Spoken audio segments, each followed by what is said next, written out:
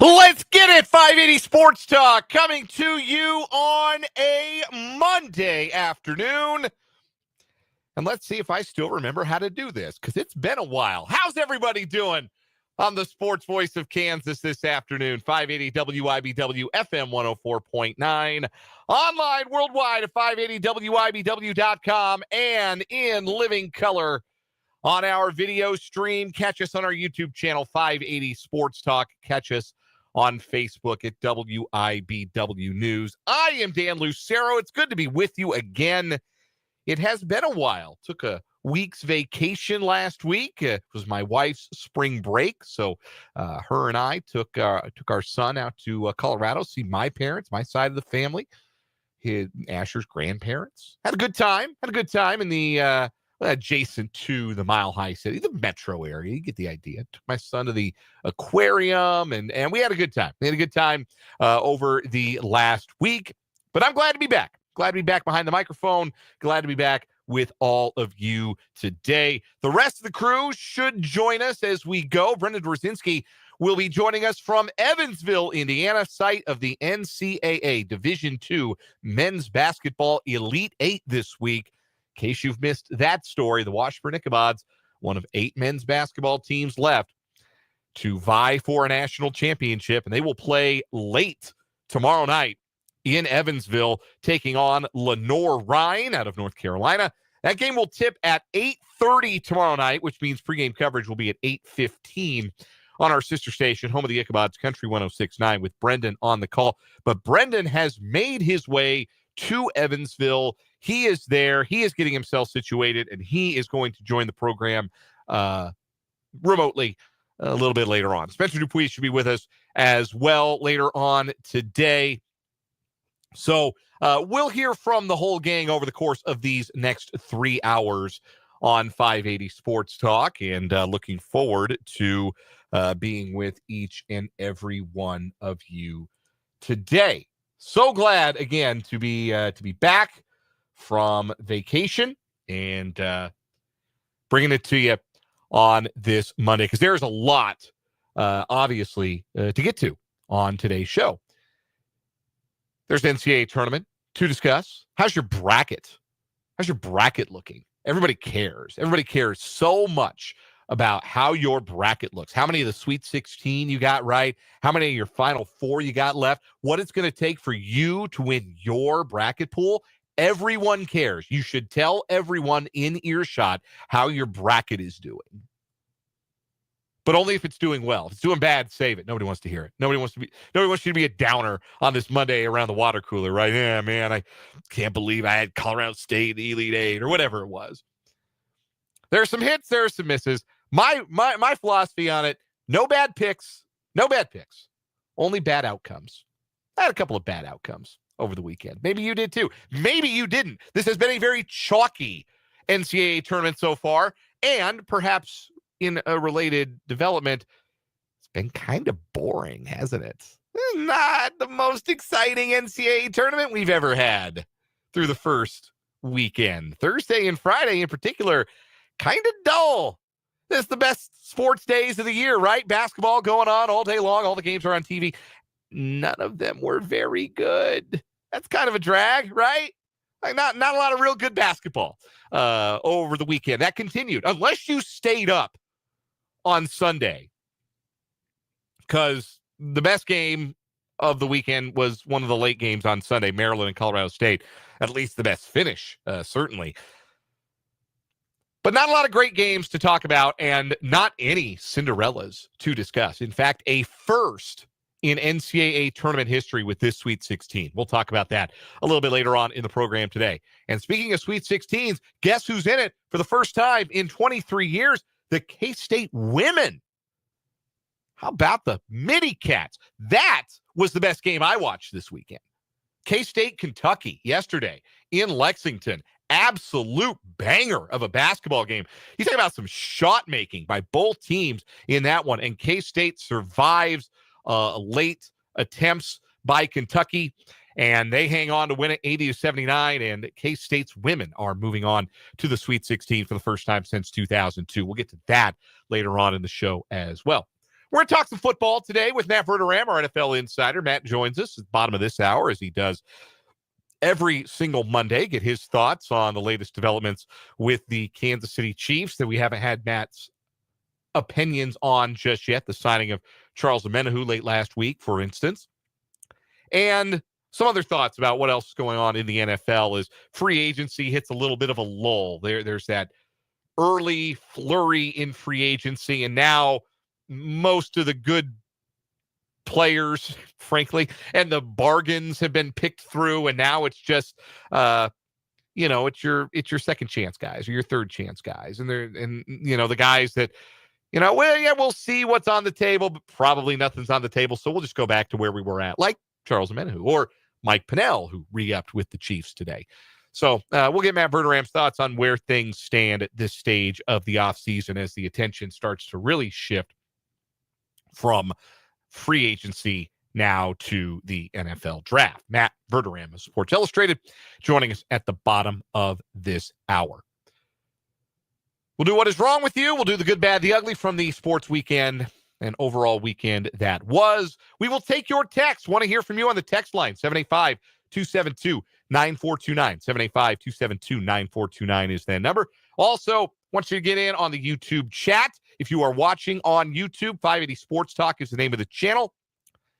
Jump on in, interact with yours truly, the other hosts, and, of course, your fellow listeners as we go along as you watch live again on 580 Sports Talk. Hello to Ryan and Mark and everybody else who is set to join us or will join us today on the YouTube live chat.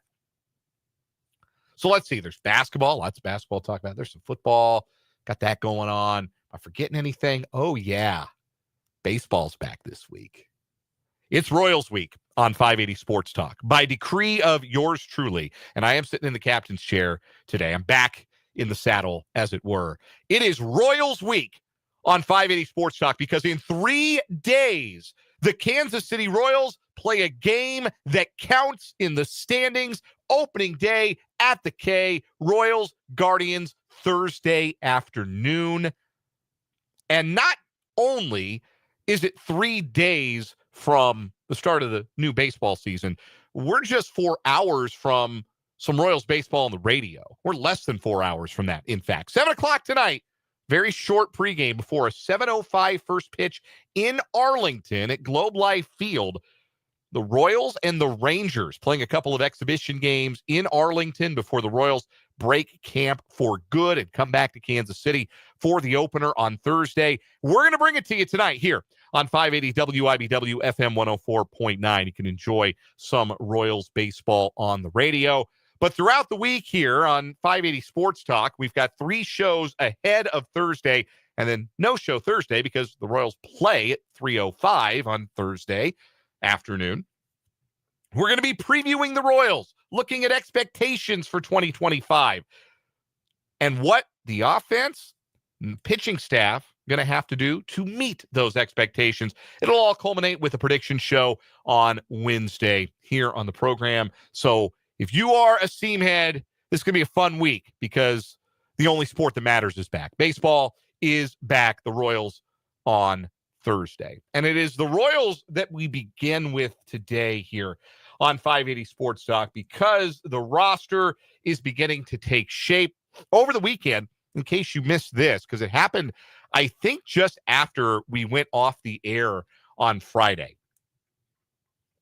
There is a new member of the Kansas City Royals, and his name is Mark Canha, veteran outfielder acquired in a trade with the Milwaukee Brewers. He's trying to stick with the team that he had been on in the past and was not having a particularly great spring. But again, spring numbers, you take them for whatever they are, which is their stats accumulated in practice. And Canha acquired by the Royals for future considerations, player to be named later. And today added to the 40-man roster, Mark Canha will be a Kansas City Royal. He immediately went 3 for 3 in his first spring action with the Royals, and he'll be playing in tonight's game in Arlington. Mark Canha, lifetime 349 on-base percentage. That is the number that jumps out when you're talking about the 36-year-old, just turned 36 about a month and change ago.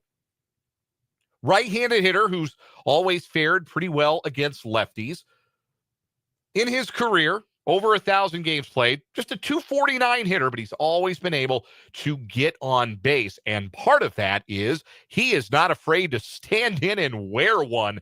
Canha has led the majors in being hit by pitches twice in his career. 2021, he took 27 hit by pitches with the A's, and then followed that up by being hit by a pitch 28 times in 2022 as a member of the Mets. Canha's been well-traveled, spent his first 7 years with the A's, 2015 through 2021, then has bounced around the last 3 seasons, spent all of 2022 with the Mets, half of 2023 in New York before being traded to Milwaukee, and then last year split time between Detroit and San Francisco. And the numbers he put up last year are pretty close to what I think you can generally expect from the Mark Canha experience. There's not a lot of pop. He did once hit 26 homers in a season, but that was back in 2019 when they were using those Titleist Pro V1 baseballs. And none of the power numbers that happened in 2019 actually count. Exhibit A, by the way, is Hunter Dozier. Anyhow, 26 home runs in 2019, but throw that out. He's much more of a guy who, if he cracks double digits, that's a good year power-wise for him.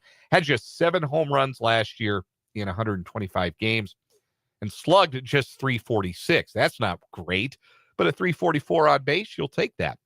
51 walks and 462 plate appearances.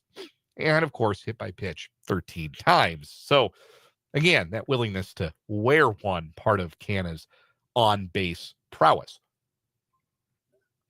So he becomes the newest Royal, and an addition that will contribute some depth at a corner outfield spot. He has played some third base. He can play some first base. He may be more necessary than the Royals might like right off the bat if Vinny Pasquantino's hamstring doesn't calm down in time for opening day. Vinny P tweaked a hammy over the weekend in spring game action and is not playing in tonight's game, but Royals are hoping still that they can avoid an IL stint for their starting first baseman. But Mark Canha is the newest Royal. And again, his addition is in kind with the trade for Jonathan India and even smaller moves like the addition of Cavan Biggio as a non-roster invitee. Royals are looking for guys who can get on base. Flat out, point blank, they're looking for guys who can get on base. Mark Canha, in his career, has gotten on base. So, from that perspective, I like the addition. But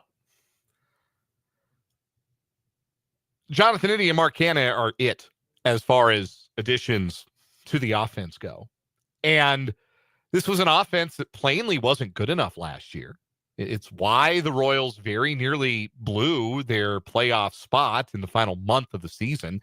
And it's why the Royals were unable to get past the New York Yankees in the American League Championship Series, or Division Series, rather. They simply didn't score enough runs. And if the Royals had been more aggressive this offseason in adding offense, if they had been more assertive in going and getting Bobby Witt Jr. and Vinny Pasquantino and Salvador Perez some help, I really firmly believe that I would be pounding the table today and saying that my expectation is that the Royals will win the American League Central. Will win, period.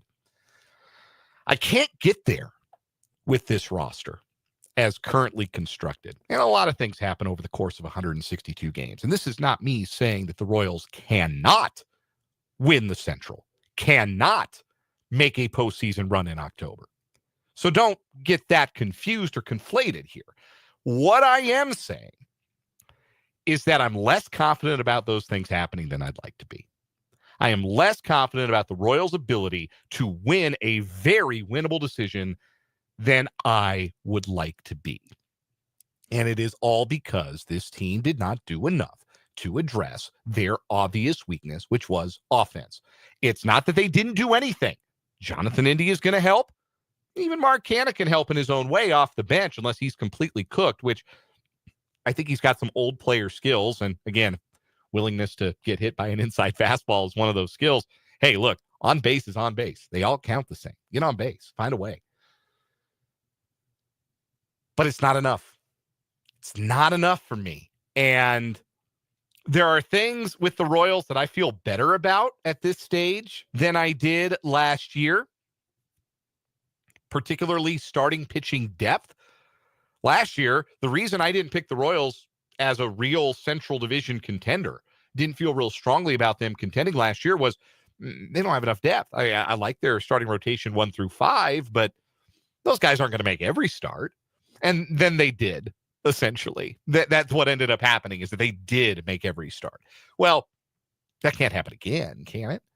But if it doesn't, I feel better about guys like Daniel Lynch IV coming in from the bullpen and being an extra starter, or guys from the minor leagues, Daniel Zobach, Luinder Avila, Noah Cameron, got other guys who are on the rise, being able to fill in for a couple of weeks and give the Royals some credible starting pitching depth. I didn't think they had that last year. I feel like they have a little better depth this year. We're not even talking about Alec Marsh, who's going to start the year in the IL, but he's certainly going to be a guy who gives them some valuable innings this year. So I feel better about that. I just wish I felt better about the offense. That's the only thing keeping me from a full-throated endorsement of the Royals as the team to beat in the American League Central, because I don't think anybody got better in the division. Not appreciably. I think the Twins are about the same team.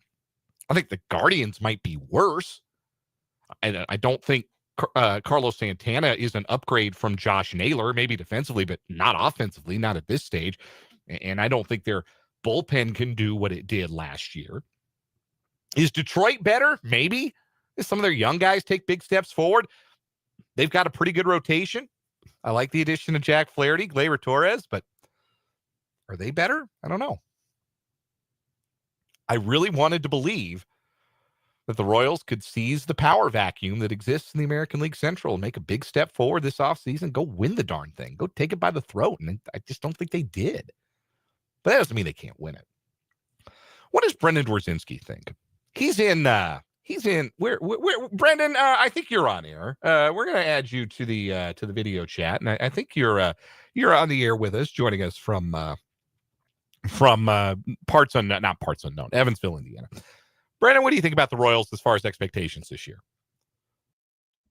So, as funny as it might sound, I think, because I'm with you, I wish there had been more offensively for this Royals team, but I actually have higher expectations for them this year than I did last year, even though I feel a little bit better about the offense because there's a legitimate leadoff hitter. And even if Jonathan India is a 95 OPS plus guy, he's a slightly below average overall hitter. You know what that's better than?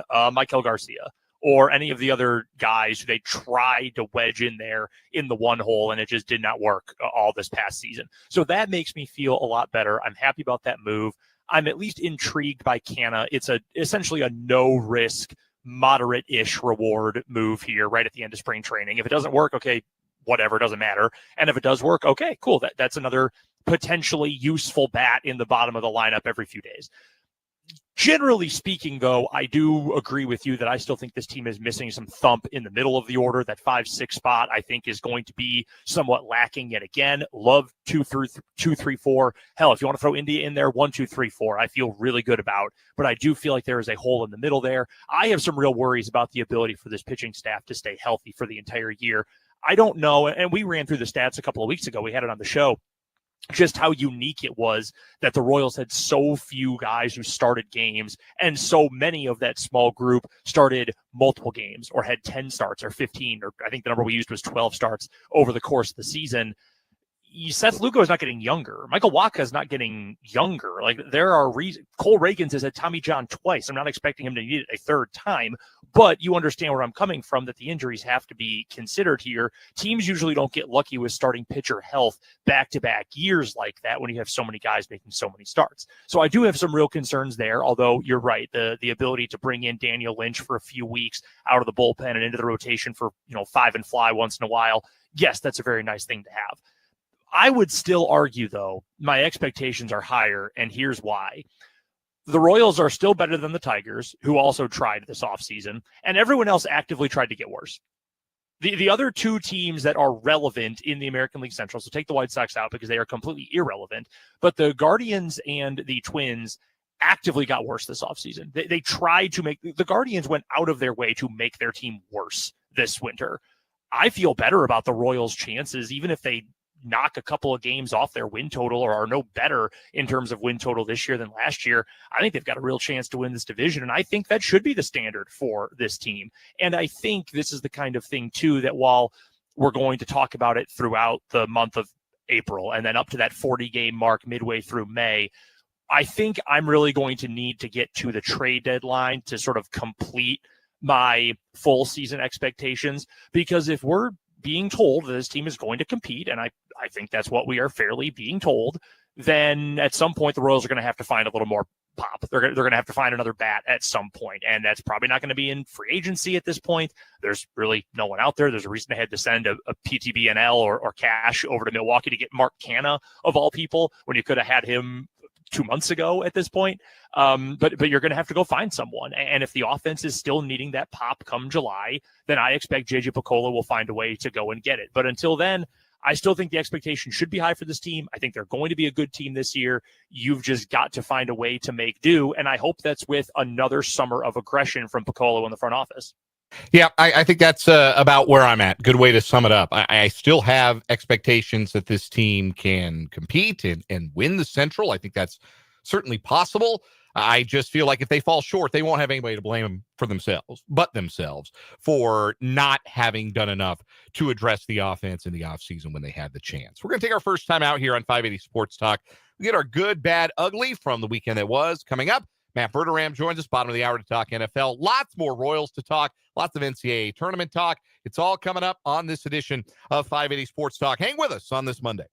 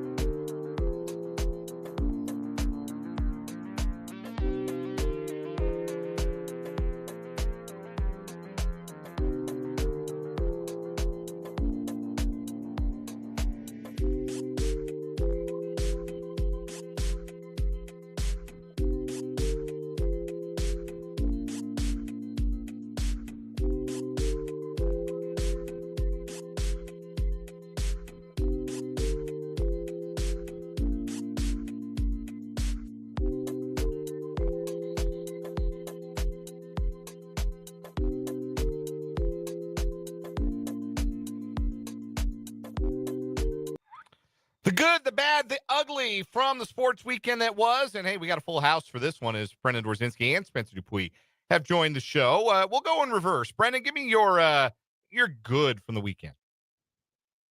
I mean, it's got to be Tamira Poindexter, right? And what she did. First player, if I remember correctly, ever to have 6 threes and 6 blocks in the same game. I mean, she was absolutely sensational. Serena Sundell, too, to send that game against Kentucky for the K-State women to overtime this weekend. She was fantastic. She even got the Buffalo Wild Wings NIL deal out of it. Saw that a little bit earlier today, so congratulations to her. But no, Tamira Poindexter, she was absolutely awesome, making history for the K-State women. Very, very happy for her and the Midi Cats. Spencer, what was your good? My bracket in our bracket pool on 580 Sports Talk and Friends on ESPN is in 3rd right now. So better than both of you guys. Nicely done. Oh, okay. Through the first weekend. There you go. Yeah, Dan, you missed this last week, but Spencer and I had almost the exact same bracket, save for like 2 picks in literally the entire bracket. So I had to change a few on the fly on Wednesday's show, so we wouldn't be mirror images of each other. That sounds about right. Copy the right guy, I guess. If it was you, they copied you. No, it was totally random, actually. My good for the weekend is that that was the last weekend without meaningful baseball until November, and that makes me very happy. We got baseball back this week. That is my good for the weekend. How about your bad, Brendan? So my bad and ugly are going to be connected. Let's start with the bad.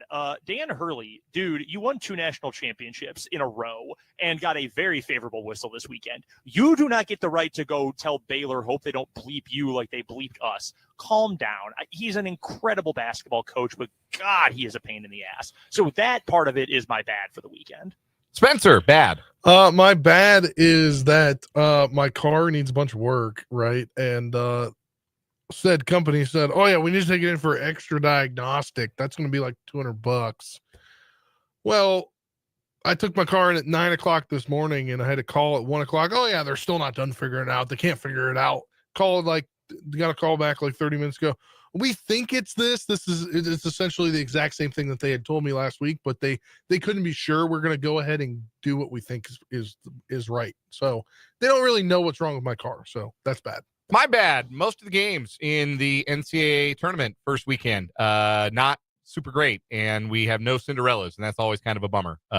It's going to be some great games on the flip side, but no real fun stories unless you're like entranced by the underdogs from Arkansas, coached by John Calipari, which no one is. Let's be honest. So that plucky 6 seed Ole Miss, coached by Chris Beard. Hey, Chris, you done beating women? Have you done any of that lately, or what's your story there? Anyway, that was my bad. How about your ugly, Brendan? So the bad was what Dan Hurley said. The ugly was what he said to the Baylor coaching staff was captured by a local Charlotte reporter that was on site at that regional location. Well, the SID at UConn caught wind of it, saw the video, and then told the reporter who filmed it that if you don't take this down, I am going to ruin your life. Dude, it is not the reporter's fault that your coach is a hothead loon, okay? You cannot threaten a journalist like that. So incredibly embarrassing behavior by a really good university in UConn. Come on, grow up. Spencer, ugly. Yeah, no Cinderellas. That's my ugly. I love Cinderella stories in March Madness, and I don't call Arkansas a Cinderella. My ugly for the weekend is maybe this is hating. This is some hateration, and I just saw Tyler brought him up in the YouTube comments. Mr. Aura, Amir Khan at McNeese State. Like, what's the deal there? Like, am I missing something? He's got maybe I'm hating because he has all these NIL deals, all these 6-figure NIL deals. Just did you see that Under Armour sweatsuit he had? Because he carries a boombox? Like, because he's 5'7"? What's the story there? Like, maybe I missed it. Maybe I'm just out of touch. But that seemed like a little much for a hype man for a 12 seed that got bounced for the end of the first weekend. Seemed like a little much. But again, maybe I'm just being a hater. And then the breathless reporting about all his NIL deals and he's going to transfer with Will Wade. Will Wade on the sideline recruiting for NC State while his team is playing in the NCAA tournament. Maybe he's the only honest man in college basketball. Maybe that's the appeal of Will Wade. I don't know. But that was my ugly for the weekend. That will do it for Good, Bad, Ugly. Matt Verderame joins us next on 580 Sports Talk.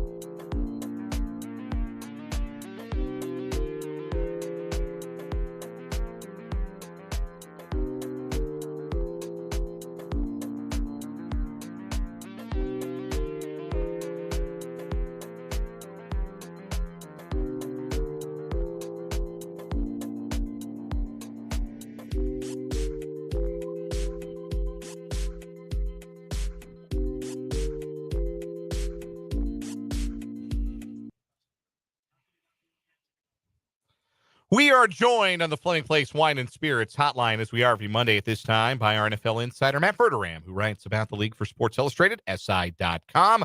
Also appears on That Football Show and the KC Sports Network, and has his own subscriber-only Patreon, The Matt Verderame Show. Matt, let's start with free agency, kind of starting to peter out a little bit. Guys are maybe taking deals that were less than they had anticipated or hoped for when free agency began. One of those, Charles Omenihu, coming back to the Chiefs on a one-year deal worth about $7 million. Were you surprised that more of a market didn't materialize for Omenihu, or did you always sort of expect that it might be something where he'd have to take a prove-it deal coming off of that ACL injury and not playing much last year? Yeah, look, I mean, I thought the best case scenario for him was signing really early in free agency and getting something like 2 years and like $16 million. I thought if there was the right fit and the team's really interested, that might be what happened. But once they got past for 48 hours or so, yeah, it was going to be a one-year deal. I mean, at this point, every single deal that you see signed is going to be a one-year contract. You know, if Stephon Diggs eventually signs, it's going to be a one-year deal. When Aaron Rodgers signs, probably a one-year deal. Maybe there's a second year for a quarterback, but it's probably like dummy money. It's not real money. But if you're the Chiefs, look, the deal for Omenihu is a no-brainer. It's 1 year. I haven't seen the exact number yet. It's probably between $4 or $5 million against the cap. If you're Kansas City, that's an easy deal to sign. And they signed Mike Pennell this afternoon. And so now you're in a spot where realistically you're pretty set. I mean, you're going to, look, doesn't mean they don't need to add a D tackle. They certainly do. But you could go into that draft and reasonably state, we go in the Super Bowl with the roster we have. And they probably could do it. And so now you just have to go into the draft and add the best players you can whenever your times come up on the clock. That kind of dovetails with what I wanted to ask you next, Matt. Do you feel like there's an obvious need where the Chiefs have to go at pick number 31 or have to see if they can't move up a couple of spots to go get a guy? Or can they be in a spot now with the offseason that they've had where maybe it hasn't been super splashy, but they've added depth in a lot of places to give them, NFL caliber guys at a bunch of different positions, and now can let the draft come to them a little bit? Yeah, I don't know if there's any position that they have to take it at 31. I mean, look, I still think D tackle is a real need. Okay, they have Pennell and they have Tillery on one-year deals. Those are rotational guys. Pennell more of a run stuff with Tillery the opposite. But that being said, Dana can play inside sometimes. Amena can play inside at times. Obviously, Jones plays inside most of the time and kicks out on third down. Like, they're in a really good spot. I still do think if you look at the team in totality, they could use another corner for depth. They could use a linebacker for depth. They could use a D tackle to start. They could use a running back to be a real part of a rotation. They could use a receiver for depth purposes, somewhere like the fourth, fifth guy. Other than that, like that's pretty much it. Like I think you're pretty much looking at the rest of the roster going, all right, maybe you take an O lineman, day 3 just to kind of throw a dart at the board. But yeah, I mean they're in a position now where they don't have any dire immediate need going into the draft. Our guest is Matt Verderame, covers the National Football League for Sports Illustrated, SI.com, joining us here on 580 Sports Talk. Pivoting from the Chiefs to the rest of the league, I want to ask you this question, and maybe a little bit of a hypothetical, choose your own adventure, if you will. How are you feeling if you're J.J. McCarthy right now with the way that the offseason has unfolded for the Vikings and all of the footsie that they were playing or maybe not playing with Aaron Rodgers as things have gone along? Do you feel if you're J.J. McCarthy like you really have the full faith and backing of the coaching staff, Kevin O'Connell, out there in Minnesota? Or are you maybe looking a little bit cockeyed at how all of the offseason and everything that really has unfolded since you got hurt and had to miss your rookie season has unfolded? If I'm McCarthy, I certainly want to get the reins this year. I think the roster's excellent. I mean, I think you can make a case the Vikings are a contender now if McCarthy is just good. I mean, that team, you've got excellent weapons. You upgrade the offensive line by bringing in a couple of guys from Indianapolis and Fries and Kelly. Defensively, they add a pair of D tackles with Allen and Hargrave. They've got excellent other guys in front seven like Grenard, Ginkle, Cashman. The secondary, they kept Byron Murphy. They did lose Cam Bynum. They retained Harrison Smith. Like that team, the team is really good going into the draft. I was in the building in January doing a story on the defense and, talked to a lot of people in the building when I was there. I never got the sense that they had anything but faith in McCarthy. And by the way, that was also true when I was there in training camp when he was still healthy. He was still out pre-meniscus. They were super excited about him. And like, I know that sounds like typical like team stuff. Like, oh, of course the team's excited about him. I've been in plenty of buildings where you can kind of get a sense like, I don't know if they fully believe in this guy, but they feel like they have to believe in this guy. It did not come off like that with McCarthy. It genuinely felt like, look, we are really excited about this kid. I still believe, even though Darnold's had a great year, I think if McCarthy had been healthy, he would have come out of training camp as a starter almost immediately, if not immediately. But didn't happen that way. I think he's going to be the guy. I think Rodgers ends up in Pittsburgh or New York. But yeah, I mean, look, obviously, if you're McCarthy, you've got to feel like, hey, are they flirting with the idea of bringing them in? I don't think so, but I think some of that has been put out there. Verderame is our guest. He covers the National Football League for Sports Illustrated and SI.com. He's also the host of the Matt Verderame Show on Patreon and That Football Show at the KC Sports Network. Joins us every Monday at this time to talk all things NFL. By the way, Matt, before we get back to the league, I've got to ask, speaking of That Football Show, your co-host Tucker Franklin put out your list today, your power ranking of your 5 least favorite states. Do you have any particular shots you want to take at Delaware, South Carolina, Connecticut, Indiana, or Iowa? Because, man, they were caught in the crossfire today.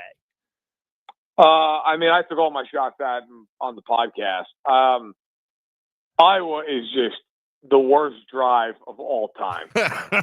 It is 5 hours of just absolute nonsense. It's a field for 5 hours with a truck stop that they're super proud of. The I-80, the world's largest truck stop, terrible.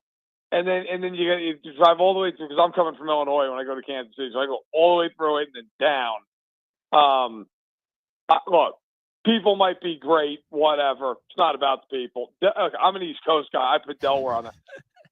Delaware, it's like it was a mistake. Like, you're driving through and you're like, oh, we're in Delaware. And then, like, before you even blink, you're in Maryland or wherever the hell you're in, New Jersey. Delaware is just, like, I've never met one human being who I've been like, hey, where have you gone that you like? And like, Dover. Like, who the hell? Like, you either go to the Chesapeake Bay, or DC, or you go to, like, the Jersey Shore. There's not a human being alive who's ever been like, it's great. Great time in Delaware. That's my stance. Well, make sure you go check out the podcast, That Football Show at the KC Sports Network, to get Matt and Tucker's full take on that. As for the NFL itself, Matt, you mentioned him a moment ago, Aaron Rodgers. I have been saying all offseason, the team that makes the very most sense for him is Pittsburgh, because they've got an above-average line. He and Mike Tomlin, they have liked each other for a long time. They've talked about the mutual respect they have for one another. Arthur Smith, I don't know how that would quite work out, but I think that makes so much sense for Rodgers if he wants to play this year. What say you? Because I know you mentioned the Giants as well. Do you think Pittsburgh's the right spot, or do you think Rodgers is going to drag this out as long as he can and see if anyone else enters the fray? Well, look, I think the Steelers are in the right spot. I've felt that way for a while. You talk to people in the league, I think most people feel that way. Look, they've got Metcalf and Pickens.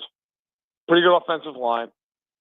I like Jalen Warren as a back. You got Fryman with his quality tight end. Like, that team with that defense, if you add Rodgers to it, like, I don't see them as a Super Bowl team, because I don't think Rodgers at this point is who he was 5-6 years ago. But could they win 11 games and win a playoff game? Yeah, they could do that. They could certainly do that. I could see them being like that 4-5 game, beat Houston or something like that. Yeah.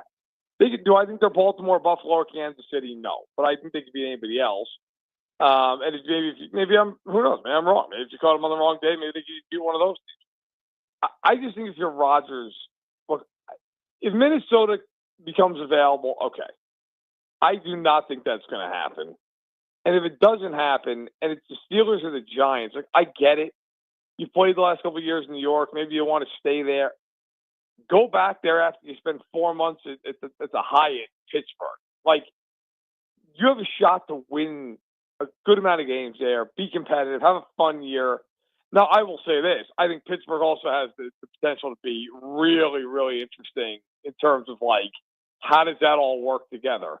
Metcalf is a guy who, look, never had any off-field issues to my knowledge, but is a little bit hot-headed on the field. George Pickens, very hot-headed on the field. Rodgers is not exactly a cauldron of calm. And then you've got that would be a very, very interesting team to watch. But I think talent-wise, yeah, they'd be interesting. They'd certainly be a playoff team. We're joined by Matt Verderame here on the Fleming Place Wine and Spirits Hotline. And Matt, another quarterback off the board late last week, Jameis Winston to the Giants. What do you think the Giants' plan is exactly at quarterback next season? I think they'd like to draft a guy. Look, now, do they? Who knows? Winston got backup money. That's what he's going there to be. I don't think they brought him in with the idea that he's going to start in 15 games this year. If you're the Giants and you figure the Titans take Ward at 1, okay, fine. What are the Browns doing at 2? Are they going to take Sanders? If they do, and you're the Giants, then I think you're probably looking at either trading back. Maybe you try to get yourself like a Bill Carter or Travis Hunter. Where do you go? That's going to be the big question: is what does Cleveland do? And the obvious thing too with Shedeur Sanders is there's a lot that goes into it with him in terms of his dad. It's Deion Sanders, of course. If he gets the feeling that the Browns are going to draft this kid, like does that just implode? I mean, who knows? There's a lot of open-ended questions I don't think anybody really knows the answers to yet. Cleveland has been a bad organization. To be honest, I mean, it's been a bad organization for a really long time. I think there's a lot of uncertainty. If the Giants could get a rookie quarterback, I think that would be the way they'd like to go. That being said, look, they don't hold the driver's seat in this, so there's going to be a little bit of uncertainty. I think as we go down the stretch, with being a month exactly now for the draft. Matt Verderame covers the National Football League for Sports Illustrated, SI.com. Catch his subscriber-only Patreon, The Matt Verderame Show, and hear him on That Football Show on the KC Sports Network. And catch him every Monday right here on the Fleming Place Wine Spirits Hotline on 580 Sports Talk. Matt, always a pleasure. We'll do it again next week. Sounds good. That is Matt Verderame. We will step aside for one more time out this hour, come back, wrap up this first of 3 hours on today's edition of 580 Sports Talk.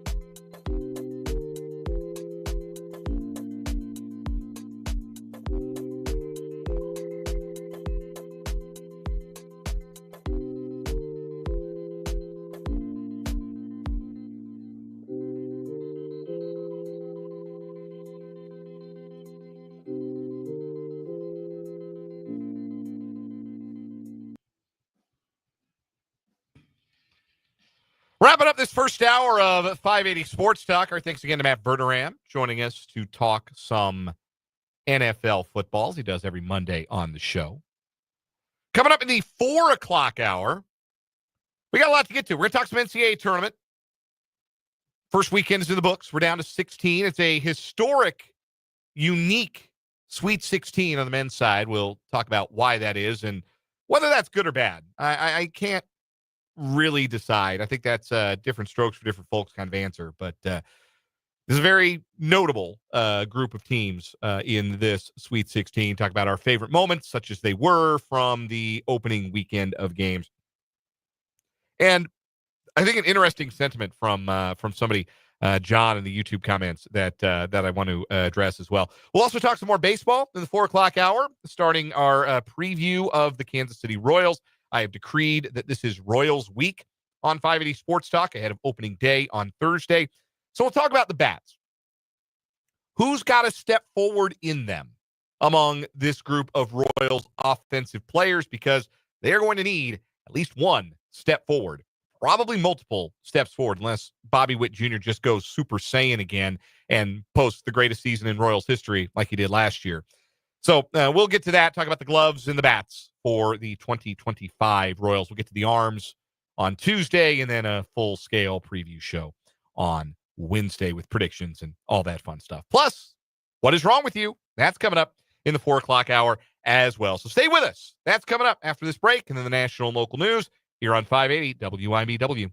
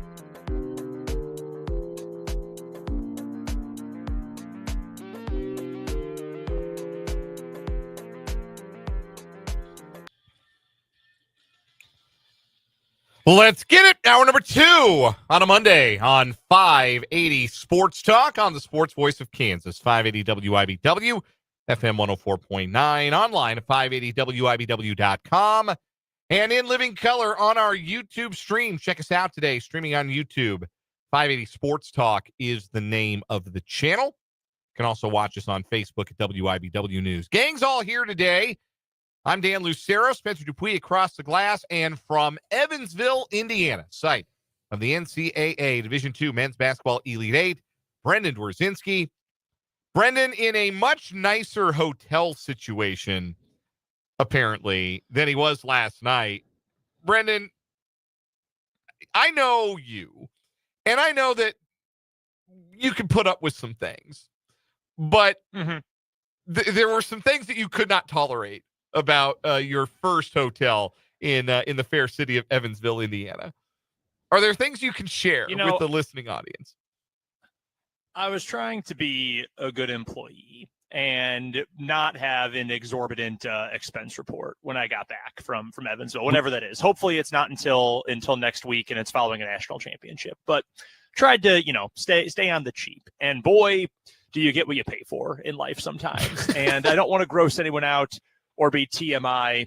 I will just say I have an order waiting for me at a local CVS for some hydrocortisone after the show is over today. I will just put it that way. Oh, no. It wasn't great. Not the best night of sleep I've ever gotten, or not the most pleasant morning. But we moved on. We're in a much nicer spot right now, in a brand of hotel that I had never heard of before. It's owned by a bigger corporation, but it's very nice, and it appears to be clean, so I'm not going to complain. First impressions of Evansville? Other than the hotel, which is not great. Yeah, that was not great. I had someone, Spencer, I think you and I even talked about this on the show last week. We have a coworker who lived here at one point who said that it reminded her a lot of Topeka. And I can see it. Evansville kind of stretches a little bit more. Like the more urban parts of the city are a little more expansive, whereas downtown Topeka is a little bit more condensed with the industry and all that. But it's relatively nice. It's got all the fast food you could possibly want, which is great for me. There's a number of decent. That's where we started. Wing and. Well, I mean, of course, there's a White Castle right down the road. We were talking, Spencer, about what local delicacies am I going to get. I think White Castle's probably on the list. Yeah, that's probably where we're going. But no, I mean, it's reasonably nice. The arena is nice. I was there a little bit earlier today. Coach Ballard had a press conference and got my credential and everything. Other coaches were speaking as well. I'm actually, as soon as we're done here, I'm going to head back over to the Ford Center. It's open practice. We've covered, NCAA tournaments, Dan, and we know that. And if you've ever been to one as well, just as a fan, usually once at each site, you'll get time to go and watch them practice. And they don't run, a ton of sets or whatever. It's mostly just warm up and shoot around stuff. But going to be there tonight. I know the TV stations are going to be there going live as well. At least one of them will be. So it's going to be pretty fun tonight. It's a cool arena. That part of town's pretty cool. It's nice. They're a good host city for this. There's a deep history of mid-sized and small-sized college basketball here in Southern Indiana. The University of Southern Indiana won some championships here. Evansville has a D1 team that plays in the same arena. So it's a good site for this. And it might be the last time, because I believe it's next year, they're moving the D2 Elite Eight, where the Division I and Division III Final Fours are going to be in Indianapolis. They're going to do kind of a whole all NCAA celebration in Indianapolis next year, which is awesome.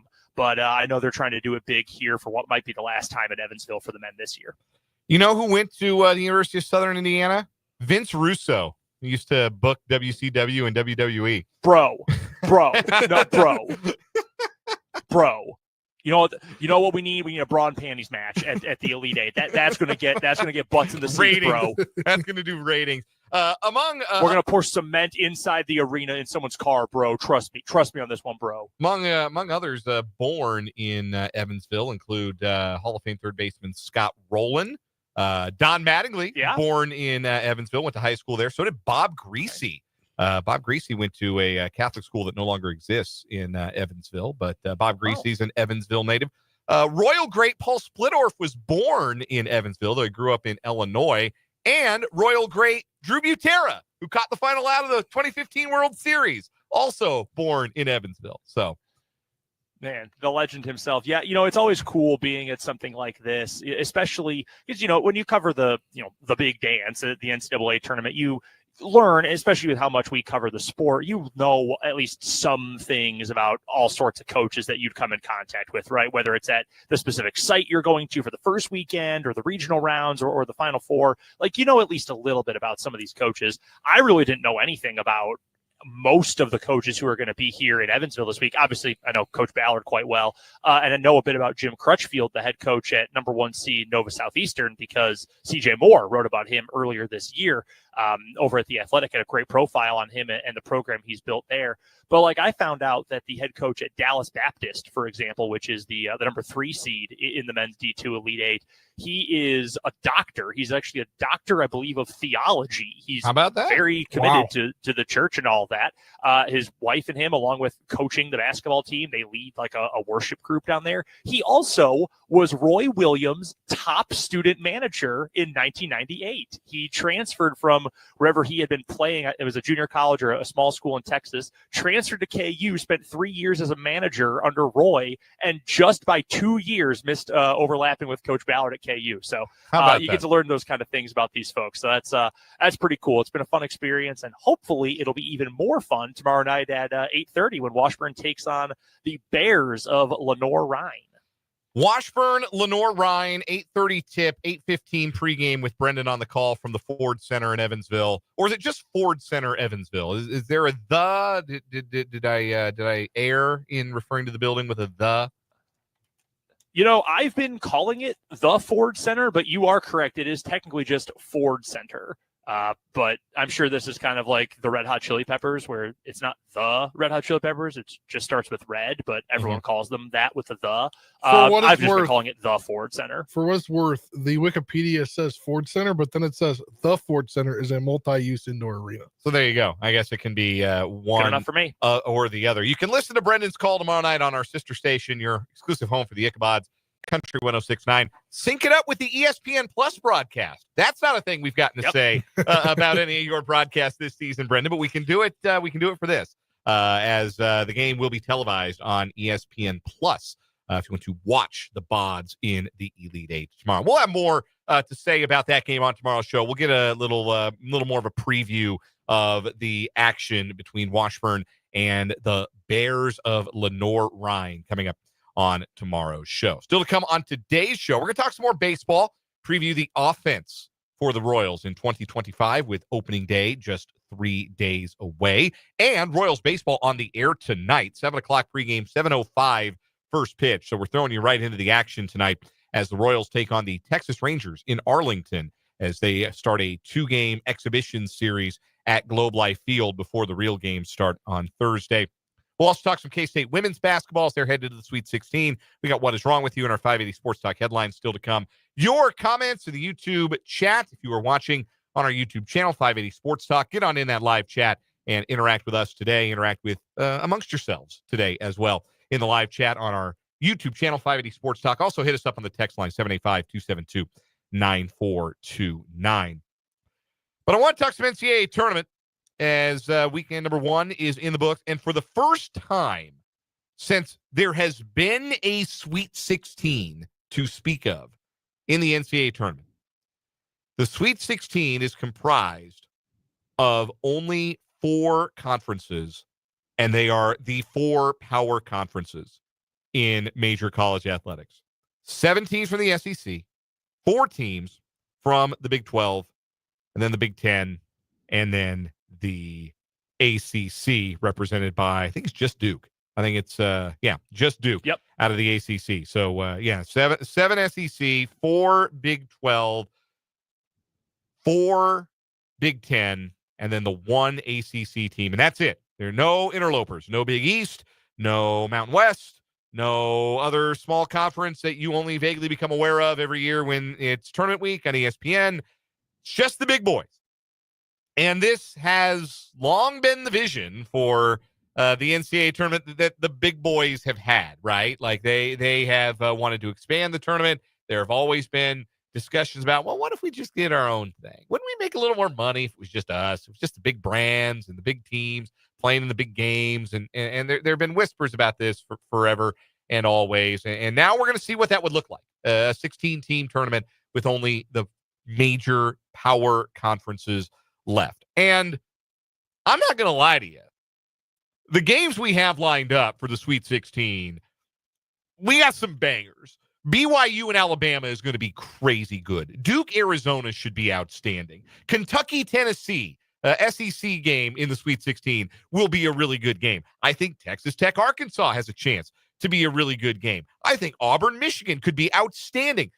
Usually when we don't get the volume of upsets that we did not get in this first weekend of this year's NCAA tournament, it means that those higher seeds, which objectively are better teams, are going to give us better games in the second weekend. And we end up getting a really entertaining, really exciting second weekend of the tournament.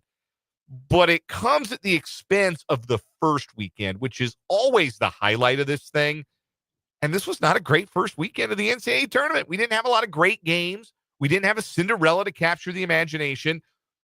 Outside of Maryland, Colorado State, which we had to wait until pretty late Sunday to get, how many great games would you say there were in the first weekend of the NCAA tournament? I mean, front to back great games. I don't mean games that had great finishes. I mean great games. I could maybe give you a handful. That's what I was going to say. Not any more than that. And that is a bummer. That is disappointing to come away from the first weekend feeling like, well, I mean, we only got one buzzer beater and we didn't get a lot of overtime and we didn't get a lot of Cinderella. It's not really what we sign up for as neutral fans in this NCAA tournament. It really didn't deliver.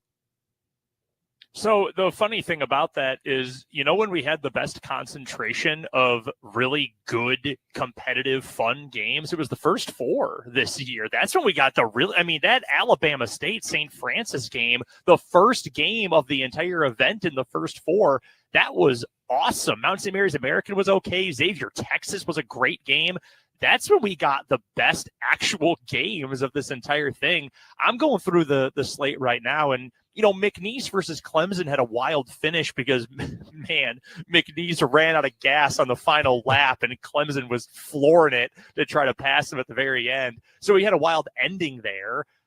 Just going down the line, KU Arkansas was pretty competitive. It was not especially pretty basketball, but that was an enjoyable game. Well, it wasn't for me. It sucked for me. But I'm sure if you didn't have a rooting interest, that was probably at least a reasonable game. And spot on in the comments from John, KU losing KJ Adams, the low point of the tournament. Yeah, I'm really not over it. I feel so bad for KJ Adams. But elsewhere, Drake, Missouri was okay, but Drake was really in control for the vast majority of the game. Michigan, UC San Diego, that was a pretty good game, although way lower scoring than I think anyone thought it would be. Alabama, Robert Morris, that was a good game. Alabama won. They pulled away, but that was a pretty fun game, all things considered. Yeah, I mean, I'm kind of grasping at straws here because there weren't that many other ones. There were very few. I'm just going down the list of all the games that have happened so far. There are very few that just pop out and you go, yeah, that was a banger. Like the Alabama Robert Morris game, I thought was a lot of fun. That was a really good game.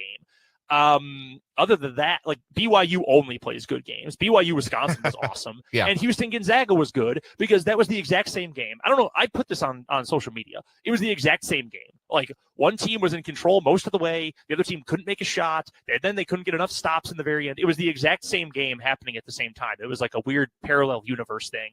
But yeah, it's, we didn't get the huge number of upsets. And I think some of that was overblown because I had people that were getting on me like, oh my God, this is ridiculous. NIL. Well, man, a couple years ago, we also had another year that only had 5 double-digit seeds win in the first round. But granted, at least one, if not a couple of those teams from a few years ago actually made it to the Sweet 16 as well. There wasn't a lot of staying power. Unfortunately, the double-digit seed that I thought had the most staying power, I didn't pick them to get to the second weekend, but that I thought was probably the best team from that group was 12-seeded Colorado State, who frankly should have won over Maryland, and they got by a buzzer beater. That's a tough break there.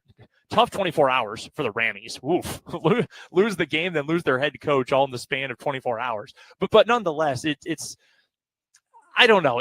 I would rather have more excitement, I think, the first weekend, but we're also in such a, and I think most people feel that way, but also it's hard for me to speak on the topic because I'm going to watch every single game and have 4 screens on with all the volume on at the same time, regardless of who's playing or regardless of what the matchups look like. I had the NCAA Westwood 1 mix station playing nonstop. Like I'm going to catch the games regardless. So I can understand and sympathize, though, especially if you're a more casual basketball fan, or like you're a K-State fan and you love the Cats, but your team wasn't in it. Or if you're a KU fan and you probably figured the season was going to end this weekend, like I want as many fun games as possible, I can sympathize with thinking, damn, this was kind of a letdown.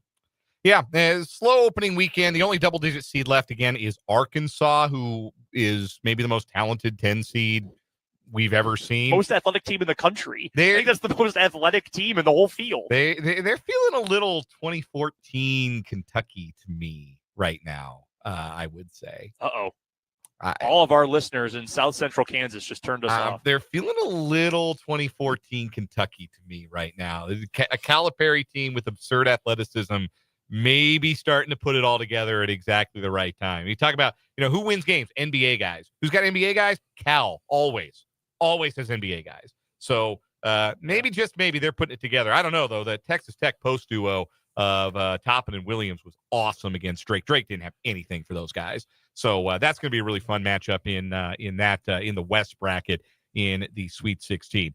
Give me now, as you evaluate your own brackets, because I know you guys went over your own brackets. I never really got a chance to give the people my bracket, so I'll go first as we do this. But a reevaluation, if necessary, of where you think this tournament stands after one weekend. So I picked Houston to win it all. I picked them in November. I saw nothing from their first 2 games to suggest to me that that's not going to happen. I don't think Purdue is actually good. I think they're going to handle Purdue. I think they'll take care of whoever comes out of that SEC game, Kentucky, Tennessee. I think that Kelvin Sampson is going to outcoach John Shire in the national semifinal, and I think Houston will win the national championship. I think this is Kelvin Sampson's time. So I'm not reevaluating that. Still think Duke's coming out of the East. I still think Auburn's going to come out of the South, even though they had their hands full with Creighton. But Creighton's a tournament-tested team, and I don't think that Michigan State, or Ole Miss are a real threat to Auburn. I picked UConn to come out of the West. I had UConn coming out of the West. I thought that Danny Hurley's team would put a run together. I thought they were going to beat Florida until the final 3 minutes of the game. Florida was just snapped to life. It was incredible. I thought UConn was absolutely going to win that game, and then they didn't. I think I might like Arkansas coming out of that bracket now. I really think I might like them as the team that's putting it all together out of the West. But I'm standing by my title pick. Brendan, where do you stand with how you saw it compared to now how you're projecting it forward? Well, I do still feel pretty good about Duke, all things considered. I know not having Malik Brown is kind of tough, but I do feel good about Duke. Trying to pull up my bracket here. Of course, ESPN logged me out, so give me one moment to check in on it in full. But I do feel good about that particular pick. I know that my Final Four took a hit with St. John's losing that back in the day when I was in high school. And St. John's was not as good as they were this season, but they had a couple of good years. I picked them in Georgetown every year to make a run, and every single year they disappointed me. And they did the same exact thing right here. So I lost St. John's out of my Final Four. That was obviously disappointing. My other 3, though, Michigan State, they found a way to pull away from New Mexico yesterday. I had Duke, I had Houston. I still have no reason to believe any of those teams aren't going to make it into the Final Four. My Elite Eight, honestly, is in pretty good shape. The only teams I'm missing to this point, my Elite Eight, I lost Louisville. I couldn't believe how bad they were in the first round against Creighton. And I have so much respect for Greg McDermott and that Creighton program, but holy smokes, they just beat that ass for Louisville. And then St. John's was a letdown. Otherwise, though, I'm feeling pretty good. BYU performed about how I would expect. I still think BYU is going to beat Alabama. I think Houston is going to make the Final Four because I think in a rock fight against In our bracket pool, I picked Tennessee. In another one, picked Kentucky. I think I've changed my mind. I'm on Kentucky there. I believe in Mark Pope's team, the way they're playing right now. I thought they were very impressive against Illinois. But no, I don't really feel like any of my grand overarching thoughts about this tournament have changed. And as much as I was giving you crap, what was it, maybe 2 weeks ago, Dan, that I still thought Auburn was the best team in the country, sometimes you change your mind. And I changed my mind on that. And I think it is Duke. I think Duke's got the talent. I think they have the functional depth. You don't need to go 10 deep in the NCAA tournament, but I think they've got the functional depth, even with Brown banged up. They've got the best player right now in Cooper Flag, which is a bummer for John I. Broome, because Broome is awesome, but I don't think he's 100%, and I don't think he's going to get to be 100% by the time this tournament is over. And Flag obviously isn't either, but Flag's playing better still than Broome has. So give me Duke still, but I'm feeling pretty good about how I previewed this tournament, all things considered. Spencer, who couldn't wait to tell us how great his bracket was doing, even though he picked St. John's to the title game. Spencer, how would you reevaluate where things stand right now? Obviously, I had to reevaluate the West region with St. John's no longer there. Maryland barely. They are in my Elite Eight, but they shouldn't have won that game. That was a travel, I'm pretty sure. No, stop it. That was not a travel. Yeah, he got his shot off on the third step. It was not a travel. It's crab dribble. It's fine. I still like Michigan. I like Michigan over Auburn. I was a little wrong with Iowa State going into my Elite Eight. But I still like Duke as my national champion. I like Duke over Houston in the East Midwest region championship, I guess. And then I like Michigan making it to the championship. There you have it. Now that I have to reassess. That's his. That's our in-house clubhouse leader, Spencer Dupuis, reevaluating where things stand for him. Real quick thought about the Big 12 in the tournament so far. I ended up with 4 in the Sweet 16. I think it's the 4 teams that were playing the best in the league going into the conference tournament for sure. With Houston, Arizona, BYU, and Texas Tech. Iowa State had started to wobble. They were leaking oil for like the last month of the season. They lost Keyshawn Gilbert. I still had them going to the Sweet 16, but my goodness, they got annihilated last night by Ole Miss. I guess I didn't realize how good Ole Miss was, or at least offensively, because you're doing something if you put a 91 points on Iowa State. That is impressive. And that's not something that you point to and say, well, Keyshawn Gilbert was hurt. I mean, he's a good defender, but like their whole thing is team defense, and they put up 91 on that team. And that was awfully impressive of Ole Miss. And I'm smoking on that TJ Otzelberger pack, and it's going up like crazy. Let's take a time out here on 580 Sports Talk. We'll come back with What Is Wrong With You on the program next.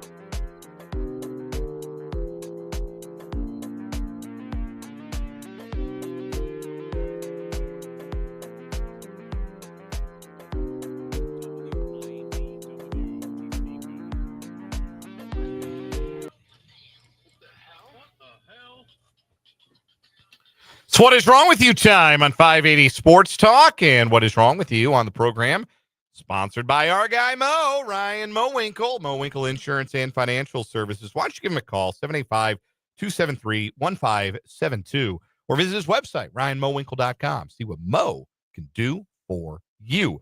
2 news stories today. Going to be a short week on the program for What is Wrong with You. We'll have a weekly champion crowned by tomorrow. No, check that. It will not be a short week. We'll just do our semifinals on Friday, and we'll do our champion on Monday. So I guess it will still be a short week. We'll crown a weekly champion Wednesday. No show Thursday for the Royals. Friday, we'll do our What is Wrong with You semifinals for the month, and then we'll crown our champion on Monday. So we got 2 new stories today. I will go first. We're going to New York. Maybe you saw this one. Northville High School girls basketball coach Jim Zullo has been fired after he was caught on camera pulling the ponytail of one of his players following a game. It was a Class D girls basketball state championship game being played at Hudson Valley Community College. Northville lost 43-37 to Lafargeville. And after the game, in the what appeared to be the post-game handshake line, or maybe the receiving line for trophies, medals, not sure how they do it in New York, video clearly shows the 81-year-old Zullo pulling the hair of Haley Monroe, who is a senior and the all-time leading scorer in program history. She fouled out of the game in the loss. After the incident, a teammate is seen stepping between Zullo and Monroe before the camera cuts away. Shortly after the incident, the district released a letter to the school community firing Zullo, who had been a Hall of Fame coach elsewhere and had come back to coaching and coached the last 2 years at Northville. And unfortunately, that's how he's going to be remembered. Not for all the games and titles he might have won before, but the fact that he acted like he was Bobby Knight and pulled the ponytail of a player in the postgame of a loss in the state championship. Terrible look, terrible guy. That's not something you do if your head's on straight, if you've got if you're a decent human being. That's not something that you just do. So Jim Zullo, clown. It's my What is Wrong with You today. All right, I've got the other one here, brought to you by Ryan Mo Winkle. Let's go to Florida, our favorite place for stories for What is Wrong with You. Sebring, Florida to be exact. The Florida man is recovering after deputies say he was kidnapped, forced to strip down to his underwear, and nearly shot at before fighting his accused attacker and escaping when the suspect's gun misfired or jammed. According to the Highland County Sheriff's Office, a man who had significant injuries to his face was seen walking on Cordero Terrace in Sebring around 8 a.m. on Wednesday. He told investigators that he had been driving on Main Street in Avon Park when he saw 29-year-old Joshua Torres walking. The victim said he knew Torres and offered him a ride to Sebring. As they were traveling south on State Road 17, investigators said Torres pulled out a pistol and struck the victim in the face hard enough to break his nose. Torres then instructed the victim to drive to a secluded spot near Basket Lake, according to HCSO. Once there, investigators said the victim was forced out of the vehicle, forced to strip down and get on his knees. That's when, according to HCSO, Torres pulled the firearm to the victim's head and pulled the trigger, but it did not go off. Investigators said Torres tried to re-rack the gun and pull the trigger again before the victim fought back and was eventually able to run away into Orange Grove. According to HCSO, Torres drove away in the victim's car, which was later located in Avon's Park. With a large amount of blood inside, Torres was found around 6:45 p.m. on Saturday in Sebring. Body cam video shows a deputy chasing him on foot before arresting him. He was charged with attempted second-degree murder, armed carjacking, aggravated battery with a deadly weapon, kidnapping, false imprisonment, and possession of a firearm by a convicted felon. So the kicker here is we have no idea why that guy did that. Yeah. No idea. No motive, nothing. Just thought, you know what? This guy's going to die today. I'm going to bust his nose. I'm going to go shoot him. And that guy must think he is invincible. Yeah. If I had a gun to my head and the guy fired it and I lived because the gun didn't go off, I might think that I had a higher purpose in this life. Yeah, probably. Anyhow, Brendan, who wins today? Oh, Man alive. I just hate the dude from your story, Dan, so much. I do too. Yeah. Do not put your hands on a student ever. Never, ever, ever do that. Secondly, especially if you're a male teacher, don't be putting your hands on a female student athlete's body in any way. It just makes me so mad. I feel like I'm going to vote for that story, but God, I hate that guy. Before I talk myself out of it, that is my pick. Yeah, I'm going to lean with you too and go with the clown coach. If we had like a clearer motive in the other story, it might tip the scales. But coach lost a championship game and acted the fool. His best player. It doesn't matter if it was his best player or the last player on the bench. It's not how you treat not how you treat people. So clown coach going to be our winner on What Is Wrong With You. That's sponsored by our guy Ryan Mowinkle, Mowinkle Insurance and Financial Services. Again, the number to call, 785-273-1572. We'll come back, talk a little baseball, looking at the bats for the Royals. They have enough, and who needs to step forward and make sure that they do have enough offense this season? That's coming up on 580 Sports Talk.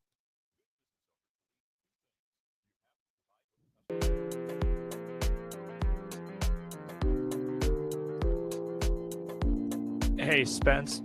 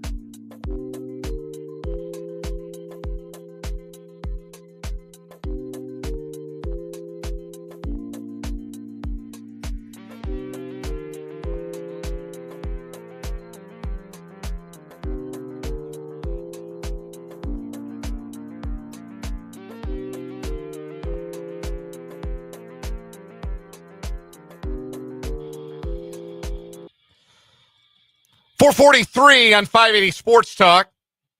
Dan, Brendan, Spencer, kicking it with you. I have decreed that it is Royals week on 580 Sports Talk because opening day is Thursday afternoon to be precise. Royals, Guardians at the K, 2:30 pregame, 3:05 first pitch. That means we get to knock off for the day, which is kind of cool. That's a nice little perk of the Royals opening in the middle of the week in a day game. So we appreciate that bit of scheduling very much. We have Royals baseball in the air tonight, in fact. More about that later on. Royals and Rangers playing a couple of quick ones in Arlington to finish getting ready for the season to come. And we'll have that game for you tonight right here, 580 WIBW. Pregame at 7 and the first pitch right away, 7:05. So not much of a pregame to speak of for these spring training broadcasts. But we're going to bring you some Royals baseball tonight to whet your appetite for some hardball. How ready do you guys feel, just broadly, for baseball season? Because you know me, you know baseball is my favorite. I get psyched, and I'm excited when spring training starts. But then postseason basketball just totally shows up and completely sidetracks you and becomes the main thing, at least in our line of work. And between that and, fatherhood for me and for you, Brendan, it has not been like, I know spring training has still been happening, but it has not been something that I've placed a particularly high priority on keeping track of. So the idea that I showed up today, I'm like, wait a minute, there's baseball this week, kind of snuck up on me in a way it doesn't usually. Yeah, I've not spent more than 5 minutes a day worried about baseball. Last week, Spencer and I talked about the Royals a couple of times, so I was focusing then. I didn't go in completely blind to our job. But no, I have not paid much attention, damn near at all, to spring training so far this year because, there's college basketball time, like the NCAA tournaments here, sure, Big 12 tournament, like that always gets so much of my attention. Secondly, I have been busy with the best team in the state of Kansas this year, traveling around with them. So Washburn has taken up a lot of my attention. Also, my daughter is not quite 4 months old, so that has taken a lot of my attention as well. So no, this has been probably the least I've paid attention to, like the actual output for moment. What happened in the last 10 Royal spring training games. I really could not. Yeah, I'm kind of at a loss there too. I'm ready for the games to start meaning something. One thing that did happen was Vinny Pasquantino got hurt his hamstring. Sounds like it's a low-grade hamstring injury. Ann Rodgers saying today that the hope is still that he can be ready for opening day, though he will not play for the Royals tonight against the Rangers. Vinny's obviously a big part of what the Royals want to do offensively this year. And like I was saying at the top of the show, the Royals didn't go any further than they did last season because they didn't have enough offense. And they had Bobby Witt Jr. and they had 3 other above average offensive players on their roster. And to set Bobby Witt Jr. apart like that is justified because according to Fangraph's wins above replacement stat, he had the greatest season by a Royal ever in the history of the franchise. Nobody's had a better season than Bobby Witt Jr. in 2024 when you account for everything. Now, wins above replacement also includes base running, and he's, good base stealer, though he wasn't as good last year as he had been. And he's good defensive player, though there are some metrics that disagree. He won a gold glove, so I kind of lean toward good with the glove. But offensively, he was stupendous. And it may not be fair to expect that Bobby Witt Jr. can be as good or better than what he did in 2024. But if he's not, if he's just a little bit, if he's 10% worse, number one, if Bobby Witt Jr. is 10% worse than he was last year, he won the MVP this year. If he's 10% worse, he's going to win the American League MVP. But second, that means somebody else has to step up and be 10% better. Maybe somebody's else have to step up and be 10% better. And those guys are Michael Massey, MJ Melendez, maybe Maikel Garcia, depending on the kind of playing time he gets. I don't think there's going to be a ton for Garcia, at least early on. Massey and Melendez are the 2 guys that are the most fascinating to me. Melendez, obviously, we can start with MJ because the production has gone backwards in his first 3 years as a hitter, but the power's still there. And, there's been history of young hitters struggling in Kansas City, and then the light bulb going on as they get into their mid-20s and they get into year 4, year 5. That's when it clicked for Mike Moustakas. It's when it clicked for Eric Hosmer. Why couldn't it click similarly for MJ Melendez and his new batting stance? With Massey, he was an above-average hitter for the Royals last year. The thing that concerns me about Massey is his pitch recognition. He doesn't draw a lot of walks. He walked 15 times in 356 plate appearances last year.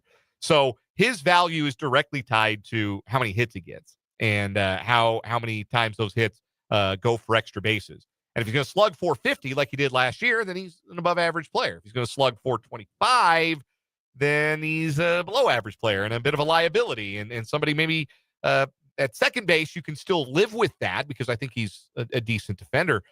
But those are the two guys, Melendez and Massey. Is there a step forward for either of them? And Brendan, like we've talked, it's not something you'd want to bet a substantial amount of money on, but I do think it's going to be telling as far as how far the Royals can go this year. How much more is there in the bottom half of that order? And the guys likeliest to improve, because the rest of the guys like Kyle Isbell at this point is what he is. Hunter Renfroe is who he is. Freddie Fermin, I think, is who he is.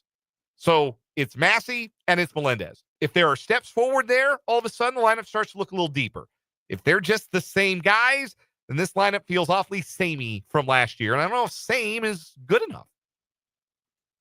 Well, and the big thing with that, too, is I think it's a lot more on Melendez than it is on Massey, because even if Massey is the exact same guy, by the way, happy birthday to him, turned 27 this weekend. How about that? On Saturday. So the thing for Massey is if he does not change at all from what he was this past season, that's still like a useful player, man. An OPS plus slightly above average, doesn't get on base a ton, but he's got a little bit of pop for a middle infielder. Like, there's still a useful player there, even if it's not a game-changing, franchise-changing kind of player.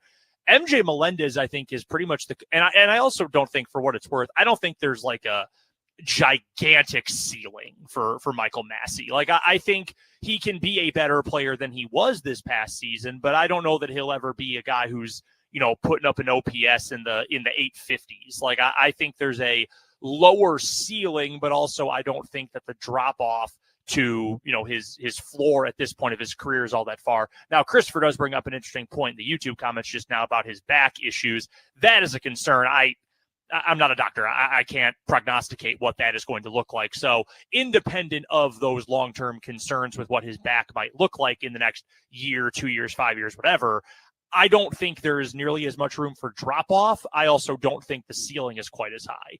For Melendez, I think it's almost the complete opposite. I think the ceiling, given his athleticism, given the power he has shown and flashed at all the various different things, I think there is a ceiling that is a lot higher. I think there is, 850 plus kind of OPS. And I know that's a lofty number, especially the way offense was in baseball this past year. But like, he's got the physical tools to be able to do that. The ceiling there is way higher. His ability to improve and take the Royals to another tier of competitiveness, I think that's a much stronger force than that for Michael Massey. The other part of it, though, is if Michael Massey doesn't change, he's still like an okay seventh hitter in a lineup. That's fine. If MJ Melendez does not change, he's going to be running a skills academy in his hometown in 3 years. He's going to be that. That's the difference. He's going to be a Hanshin Tiger is what he's going to be if it doesn't click for him. Right. He's going to get so a Yokohama familiar Bay with star. Yeah, the Doosan Bears are going to have MJ Melendez night. Wow, if he doesn't figure Korea, it out. Because, not even Japan. Wow. Harsh, but fair. Look, I want a lot of. Look, let me tell you, I want a lot of money on the Doosan Bears during the COVID pandemic. All right, so they've got a place in my heart. But on a serious note, like the basement, the floor for MJ, I think is so much lower. It's true. Which is what has been so frustrating because he is such an extreme case of boom or bust. We had Max Reaper from Royals Review on the show last week to get his season preview, and I told him, I said, Max, why should I buy in again? I can't do it. And he said, look, I completely understand. I do not blame anyone who feels that way. But he brought up the Mike Moustakas thing too. And granted, that was a different regime, different coaching staff, different manager, all those things, different, lab for batters, all of that. So it's not impossible, no. But I think Melendez is the one piece that can really change the level of competitiveness for this offense among guys who are in-house and not already contributing at that level like a Bobby Witt is. The problem is, at least for me, I just don't trust him that he can get, frankly, anywhere close to that ceiling, because it feels like every time he flashes, that light bulb is turned off almost immediately for too long of a prolonged period of time. Two things the Royals didn't do enough of offensively last year were get on base, hit the ball over the fence. They addressed the get on base issue with Jonathan India at the top that is going to help this lineup. Melendez at his best, if he even scrapes some of his ceiling, could be somebody who adds both of those things. I understand why the Royals are going to give him an opportunity to see if he can get there, even if it's in a job share, even if it's a platoon where he's playing against righties, and maybe Mark Canna's in left field against left-handed pitching. Maybe that's the direction they go with that. But if Melendez pops, then this offense, it looks a little more bright. But if it doesn't, then I think the Royals are going to be doing some serious shopping at the trade deadline, because they just won't have enough offense otherwise. We're going to take a quick timeout, come back, wrap up this hour, 580 Sports Talk.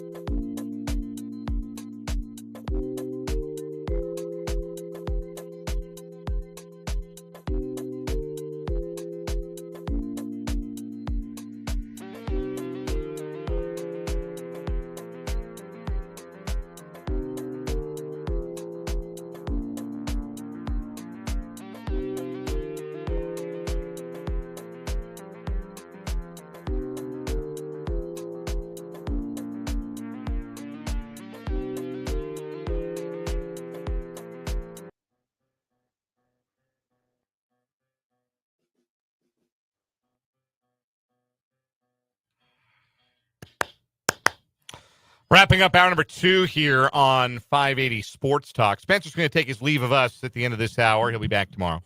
Yes. Can I give a real quick shout out to my mom? It's her birthday. Hey, happy birthday, Spencer's mom. Woo! That's awesome. Yeah. That's awesome. Was going to be my final word, but had to move some things around today to get my car back. No, you jump the line with a final word if it's a happy birthday to your mom. She's going to kick out of that. That's good stuff. So Spencer will be back tomorrow. It'll be Brendan and I the rest of the way. We got some 580 Sports Talk headlines to get to. We're going to talk K-State women's basketball going to the Sweet 16. That was the best game I watched this weekend, K-State, Kentucky. I didn't see a better basketball game than that this weekend. We'll do some more NCAA tournament thoughts, get you ready for the Royals on the radio tonight as the Royals take on the Rangers in exhibition action in Arlington. So that's coming up in just a little bit as well. Invite you to interact with us on the text line, 785-272-9429. Get in on the YouTube chat as well. If you're watching on YouTube, 580 Sports Talk is the name of the channel. Jump in on the chat. We want to hear from you. Want to hear from you Royals fans out there, as it is Royals Week here on 580 Sports Talk. National local news coming up after this timeout here on 580 WIBW.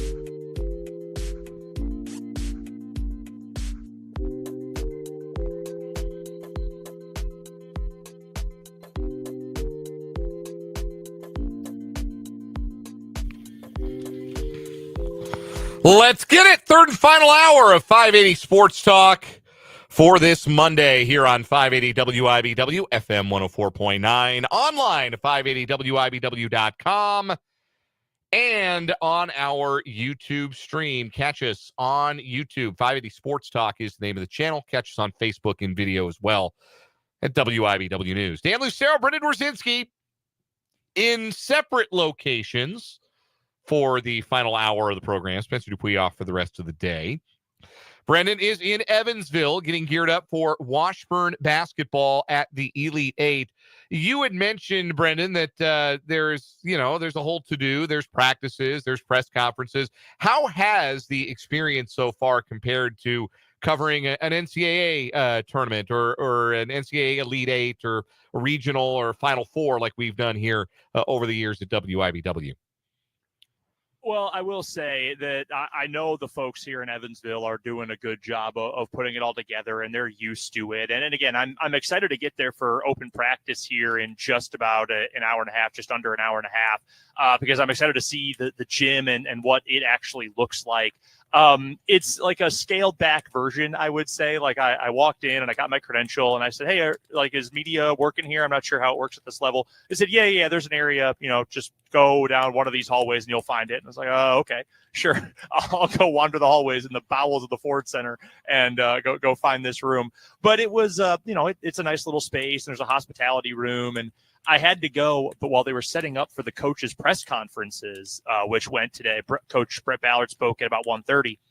And as they were setting up for that, I talked to the guy who was setting it up, and I said, hey, is there like a rundown of when practices and media sessions are and stuff? I haven't seen it. And he's like, oh, yeah, I hadn't seen it until an hour ago either. Here, I'll just email it to you. So we're used to, when you're covering these bigger events, even the Big 12 tournament or whatever, there's just paper everywhere. There's paper for this, and there's quotes, and there's instructions on how to get your credential and how to get to the media room and how to get to your seat and what the schedule looks like for the weekend and all that. This was just, I happened to run into the right guy who could email me the rundown of what's happening. So it's definitely a scaled down version of what it looks like for D1, but it's cool. There are going to be one for sure tomorrow, but also should Washburn keep winning, potentially one Thursday, one Saturday. There's going to be organized team events here in town, which are really cool. All of the teams did some sort of community service event today, this morning or last night as well. Washburn worked with the Boys and Girls Club here in Evansville, which is awesome. I know one of the teams went and worked with some veterans at one point over the last 24 hours. So they're doing a really good job with it. It's cool. It's exciting. It's cool to have a lot of coverage for Washburn. Obviously, me being here is a big deal, I know, to a lot of folks. Local TV from Channel 13, Channel 27 are both going to be in town, and I'm glad they're going to be here and showing some love to the team as well. So really looking forward to the coverage, looking forward to the event. I think there's going to be a pretty good Washburn contingent. I have just heard whispers that we expect to see a decent turnout from Washburn folks. I believe we are either the second or third closest school to Evansville in this year's Elite Eight.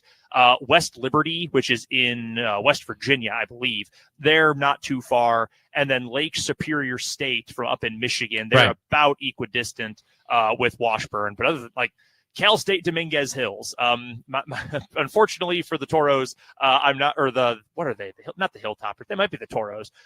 They're probably not going to have a lot of fans who made the trip. I would just have to guess all the way from Carson, California. I don't know how Nova Southeastern, the number one seed, plays. I don't know if it's like, North Dakota State and FCS football where the whole city makes the trip for these things or not. But it's cool that we're not too far away. It's a 7.5-hour drive. And I'm excited about it, man. I will tell you one other note. I had my hotel mishap last night and this morning. I'm driving a clown car. It is so small. I knew that I was getting a smaller car. I did not know how small this car was. I'm not going to tell you exactly what I'm driving, but it's a Mitsubishi Mirage, and it is so small. I cannot believe how little this car is. It looks like 17 clowns named Bozo and Dingo and Pinko are all going to jump out of it. Yeah, this is it's a subcompact. the Mirage. I was told compact, and they gave me a subcompact. And the funny thing is, my seat actually reclines quite a bit. I'm fine actually driving the car. I'm 6'4". I need a little bit of leg room. Sure. But it's just looking at the thing like, wow, this is cool. I had a Hot Wheel that I think was bigger than this. I didn't know Mitsubishi was still in the league, to be honest with you. So I didn't know either. I was not aware that the Mitsubishi Mirage was still on the menu. So no, that's I'm glad you made it safe. So the arena's downtown, right? In downtown Evansville. Yes. So Yes. that's not. I don't remember because I have also called a basketball game in Evansville, Indiana, in my college years. My alma mater, DePauw University. We played a preseason exhibition against the Purple Aces of Evansville. This was at the old Roberts cool. Stadium, which was the home of Evansville basketball for a lot of years. So they built the Ford Center, which I think about a decade and a half ago is when they built the Ford Center down there. I think about 15, yeah. So Roberts Stadium was 2006, I think, was 05, 06 is when I would have been there. But they do have, and if you're able to make it to campus, you should check out the memorial. Obviously, Evansville shares some history with Spencer Dupuy's alma mater. Marshall shares some history with Wichita State, and it's not the kind of history you want to share, but had teams that were victims of airplane crashes, disasters, and the Evansville men's basketball team perished in a plane crash, I believe in 1970. It was in I want to say it was in the 70s. I don't know if it was exactly 1970, but it did happen in that time frame. And there's a memorial outside of Roberts, or where Roberts Stadium was. I don't know if it's still standing or what they're doing with it now, but something you should check out. That's the only travel guide I have for Evansville. I don't know the rest of the area real well. I know they got a baseball stadium that's really old and historic too. Like Babe Ruth played there. They do, yes. Yes, it is very old and historic. Yeah, that's on my list to check out hopefully tomorrow morning. It's right on the banks of the Ohio River. There's a cool little river walk that I drove past today. So, yeah, it's a nice little area, and they're excited about this, which is cool. Every event like this should go to a place where it means something. We had the whole debate last week about the Big 12 championship tournament and all the Arizona and Utah fans whining because, we can't go to Las Vegas. Go to Vegas on your own time. Like, keep it in somewhere where it's going to be cherished and it's going to mean something and people are going to care about it. Same thing with an event like this. Go somewhere where it is going to be treated like a big deal, and Evansville is certainly going to show out for it. So very excited for this to tip off tomorrow. It's going to be fun, man. It's going to be a full day of basketball at the Ford Center. And, of course, Washburn goes last. We're building up to the main event. Washburn versus Lenore-Rhyne. Oh, yeah, with an 8:30 tip-off tomorrow night. 8:30 tip-off. That means 8:15 pregame coverage on our sister station, your exclusive home of the Ichabods, Country 106.9, with Brendan on the call from the Ford Center as the number 4 seed Washburn takes on the number 5 seed Lenore-Rhyne in the Division II men's basketball Elite 8. Game will also be televised on ESPN+. So if you're a subscriber, but you were done with the Big 12 now and you were thinking of canceling because the Big 12 basketball season is over, don't cancel yet. Watch the game and sync up Brendan's call for Washburn basketball tomorrow night. Last thing on the subject, a quick correction. 1977, the year of the Evansville basketball plane crash. So 1977 is when that happened. Anyhow, let's move on with our 5 o'clock hour. Get to some 580 Sports Talk headlines, shall we? We open the 5 o'clock hour with these every day. The headlines that you need to know. We'll start with a Chiefs transaction from today as posted to the team's X account. Quote, "We like Mike. Welcome back at the Beast Pinnell." Mike Pinnell returning to the Chiefs on a 1-year deal. His daughter helped him sign the contract. That was kind of a cool moment that was out there on social media. Mike Pinnell returns to a group of defensive tackles that has certainly been thinned out this offseason with the losses of both Turk Wharton and Derek Nottie. I was really bummed to see Derek Nottie go, by the way. I think that happened last week, so I never got to weigh in on that. But bummed to see Derek Nottie go from the perspective of there have been fewer better friends to shelter pets in the Kansas City metro area than Derek Nottie. He did a lot of really great charity work with shelter pets, and I think that's a really awesome thing for a professional athlete to do. So I always really liked Derek Nottie for that reason, and we'll wish him all the best of luck with the New York Jets. But the Chiefs are a little thin there on the interior. And we talked to Matt Verderame about this earlier, Brendan, about the Chiefs not having necessarily a gaping hole on their projected 53-man roster at this point, to the point where you would say, oh, pick number 31 has to be this. You have to do this with your first-round pick. You have to consider maybe even trading up to find a player at this position. As much as I like Mike Pennel, and obviously Chris Jones is an all-timer, I don't know that I necessarily agree with that assessment. I think the Chiefs have to go D-tackle at 31. I think it's a must. I think they have to find a guy that they can put next to Chris Jones that has some juice. Maybe not even as a pass rusher necessarily, like a pass rush specialist, but they need a guy who can line up and be a 3-down defensive tackle. And if they can find one at 31, and a lot of the mock drafts suggest that a guy like Walter Nolan from Ole Miss, or we've talked about Kenneth Grant at Michigan, those guys are there at 31. I think that's a no-brainer for the Chiefs.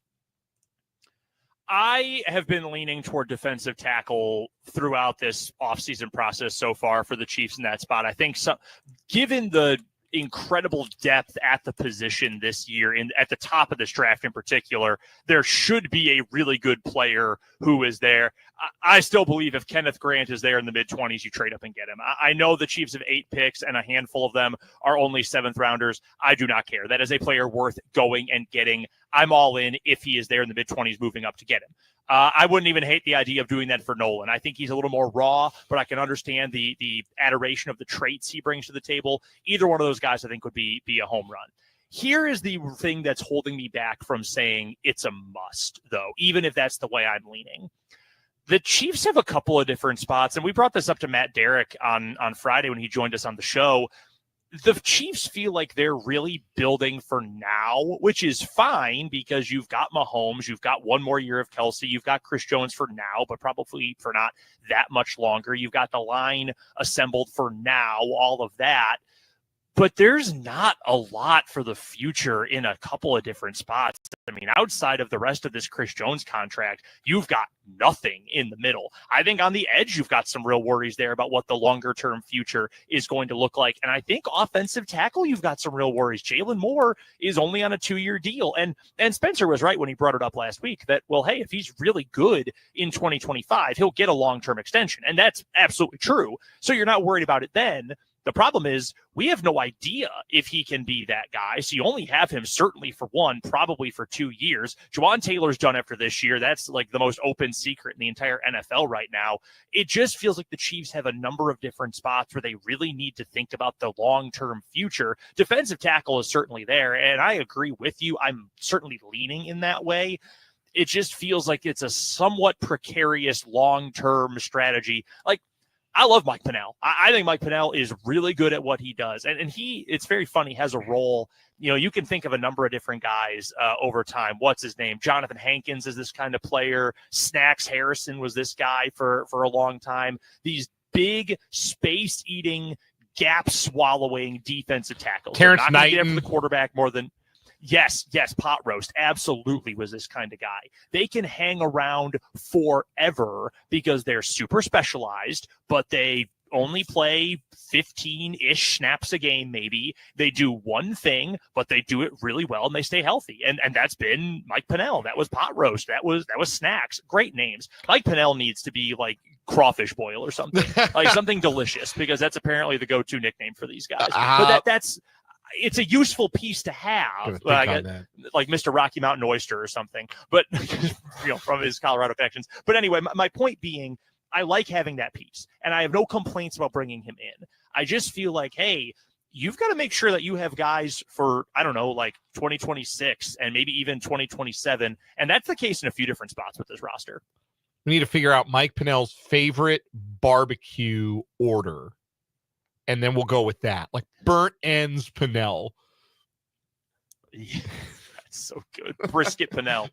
yeah, something like that. Yeah, in the tradition, the big brisket. The big brisket. I like that. I like that a lot. We got to run that by him at training camp. Yeah, we're gonna stick with that and see if it sticks. That's really good. Let's get to our next headline today, Dan, from the college basketball world. Obviously, a tough weekend for KU. Jayhawks lose on Thursday to Arkansas in one of the better games of the tournament to this point. So the season is over. A couple of different notes here. Number one, Bill Self has confirmed to Gary Bedore of the Kansas City Star in his piece today. Here's the latest on the status of KU's KJ Adams. It is indeed a torn Achilles. I am so heartbroken for KJ, man. Here's the writing from Gary over at the Star. Jayhawks basketball forward KJ Adams, who suffered an injury late against Arkansas, has been diagnosed with a torn Achilles and will be sidelined for several months. Coach Bill Self told the Star this weekend. 3 minutes and 14 seconds was all that was left. And Dan, I know you were watching the game from Colorado, probably watching with your folks. I don't know if you feel the same way I did. KU was up 67-64 when KJ got hurt. And after that, the entire team just had a complete mental disaster. I think KU wins that game if KJ doesn't get hurt. And I know, ifs, ands, buts, candy, nuts, whatever, like that's a whole lot of hypotheticals to throw into play against a good athletic Arkansas team. But KU was the better team for most of that second half, and they were playing fine. I truly believe KJ, killed the defense, obviously, and B, I think seeing a guy they all love just totally killed the spirit of his teammates. I really honestly believe that. Yeah, because they were up 3 with the basketball, because KJ had just rebounded miss, and they're up 3, and they were playing really well. And then, it was like their heads went a little bit with some of the turnovers, the entry pass, DeJuan Harris, maybe the worst entry pass in his entire KU career there with a minute to go in a one-possession game. I think there is something to that. I think there was a psychological effect, and that's not to take anything away from Arkansas in that spot, but I do think there was a psychological effect. And like you alluded, how could there not be? How could there not be when it's that guy and everything that he has meant as a teammate, as a warrior for that KU team, to see him get hurt in the way that he got hurt. And I actually didn't see the injury live. I had to, sometimes you're attending to a 9-month-old and you get distracted a little bit. And I came back in the room and I saw him limping off the floor. So I never saw the injury itself until after the game. But non-contact injuries like that, everybody kind of knows what it is.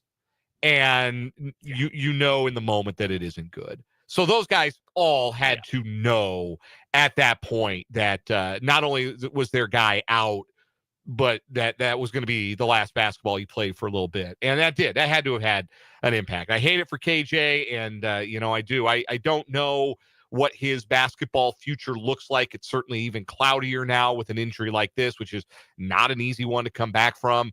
But just wishing him all the best, because I do think that we pay so much attention, as we talked about, to what guys can't do. And we paid a lot of attention, I think, this senior year to what KJ Adams wasn't.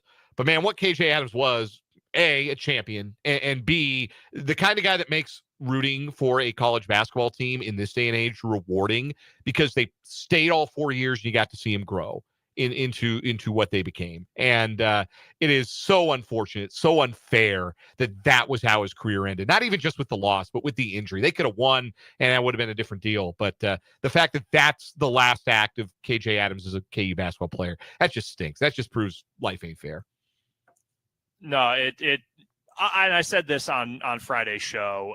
I was far more upset about KJ getting hurt than actually losing, because I didn't have real expectations for this team, given what the back part of the season looked like. They weren't going to make a run to a Final Four, and that's fine.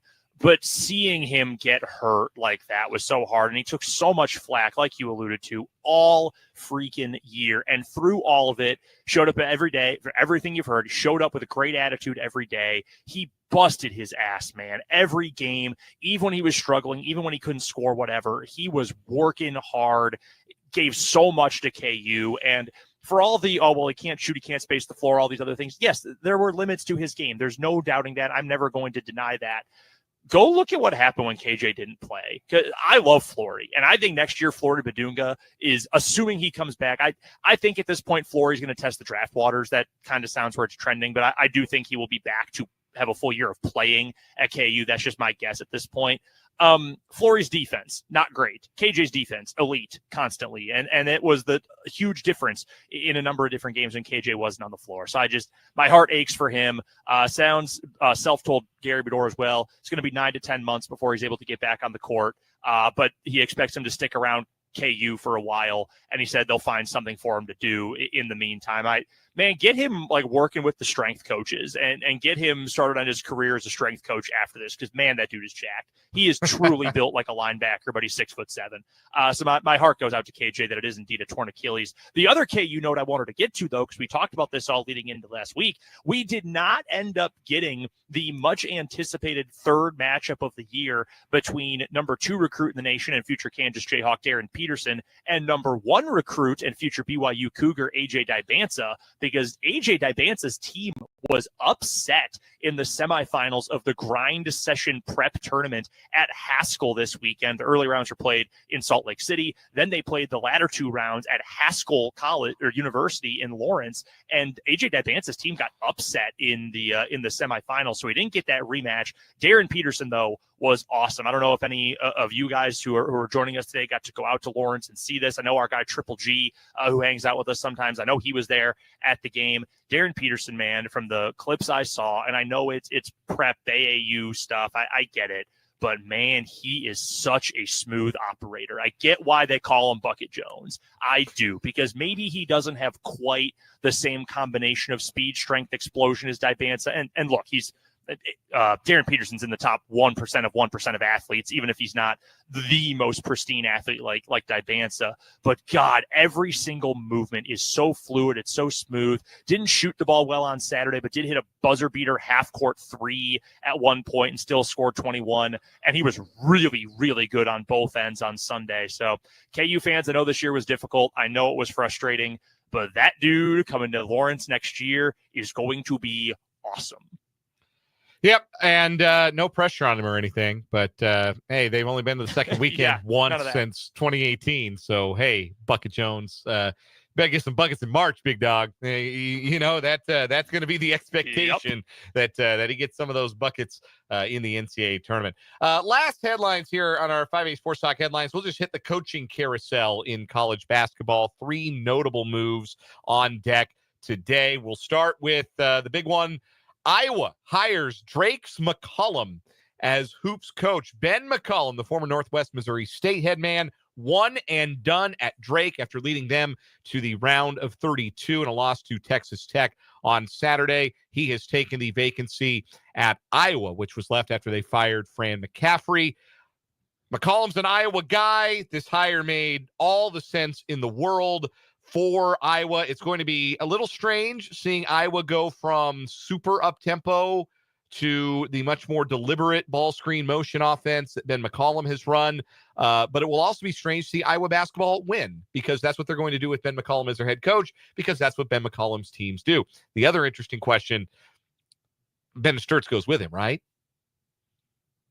I think he has to. Yeah, I mean, if you're Iowa, you want that dude. You want that guy to be with you. Man, what can you imagine what that is like to hop in the span of 3 years to go from, what was at the time the best D2 program in Northwest, then you hop up a level to Drake, then you're going to hop up a level to Iowa. That's pretty incredible. But look, man, and anyone who scouts basketball in the area will tell you Bennett Sturtz should have been D1 in the first place. I mean, he never should have been at Northwest. That was a Division I player, mid to high major already. He just loved Ben McCollum, loved the system, and it's worked out pretty well for him in the long term. Another mid-major to Big Ten hire from CBS Sports. Minnesota hires Nico Medved. Colorado State coach returns home to Minneapolis following Mountain West success. Medved took Colorado State to the round of 32, lost in heartbreaking fashion last night to Maryland, and then not 24 hours later, the announcement is that Nico Medved will go to Minnesota. The likeliest candidate to replace Medved at Colorado State, his longtime assistant, a name that is still a profanity on Lawrence radio, Ali Farokhmanesh. Yeah, I know that CSU said that they were going to do a national search. Don't. I'm not trying to sabotage them. Like, oh yeah, get that guy. No, as much as I think all KU fans hate to say it, Ali Farouk-Manesh is a rising star in coaching, and I believe, and Rams fans, you can check me on this, I believe he is the quote-unquote offensive coordinator for Colorado State anyway. Like, the stuff they run is mostly stuff that has been implemented by Farouk-Manesh in partnership with Medved, obviously. Don't bother with the search. Like, just promote the guy. All the players love him. He's the perfect fit there. His family has been there a long time. Just promote the guy. That's a no-brainer. Come on. I think that. Funny. Go ahead. Go ahead, Dan. Finish your thought. No. You go ahead. I was just going to say a funny thing. Can you do you know what brings the three newest Big Ten hires? What is the same between all of them? Darian DeVries, 1 year, goes from West Virginia to Indiana. Ben McCollum, 1 year, goes from Drake to Iowa. And then you have Medved, who was at Colorado State for a long time as an assistant head coach. He's going back to his alma mater now at Minnesota. Do you know what all three of those guys have in common? I believe those are the last three head coaches at Drake. They were all head coaches at Drake. Isn't that incredible? That's pretty wild. I think they're the last three in sequential order, unless I'm forgetting one between. I think you might be right. Between Medved and DeVries, which I might be, but I don't think I am. So that is happening. Colorado State's Nico Medved going to Minnesota, and then the other one from ESPN, Texas closes in on Miller after firing Terry. The Longhorns going to hire Sean Miller away from Xavier after they did the thing that was obvious that they were going to have to do the minute that they signed the contract with him, and they fired Rodney Terry. I could have saved Texas a lot of time and about $5.5 million in a buyout if they'd listened to what is becoming really my soundest advice, perhaps, as a sports talk host. You know, we all have those things that we say that become kind of hobby horses for us, and we say them over and over again because they end up being true. What was Jake LeBon's, our good buddies? Be better than your problems. Well, my hobby horse is this. Don't hire the substitute teacher. Texas hired a substitute teacher after Rodney Terry took over from Chris Beard and got that team full of seniors to the Elite Eight, even though their real head coach was actually, what was his name? Jabari Rice. That was their actual head coach that year. He was their coach. They should have just hired Jabari Rice. They hired Rodney Terry, who's if they had done a national coaching search before the season, if they'd hired Beard before the year and done a search, Rodney Terry never would have been a name they even considered. But no, he had a nice little run with a senior-laden team that was set up for success. They hired him. 2 years later, they were going to pay him $5.5 million to go away. Told you so.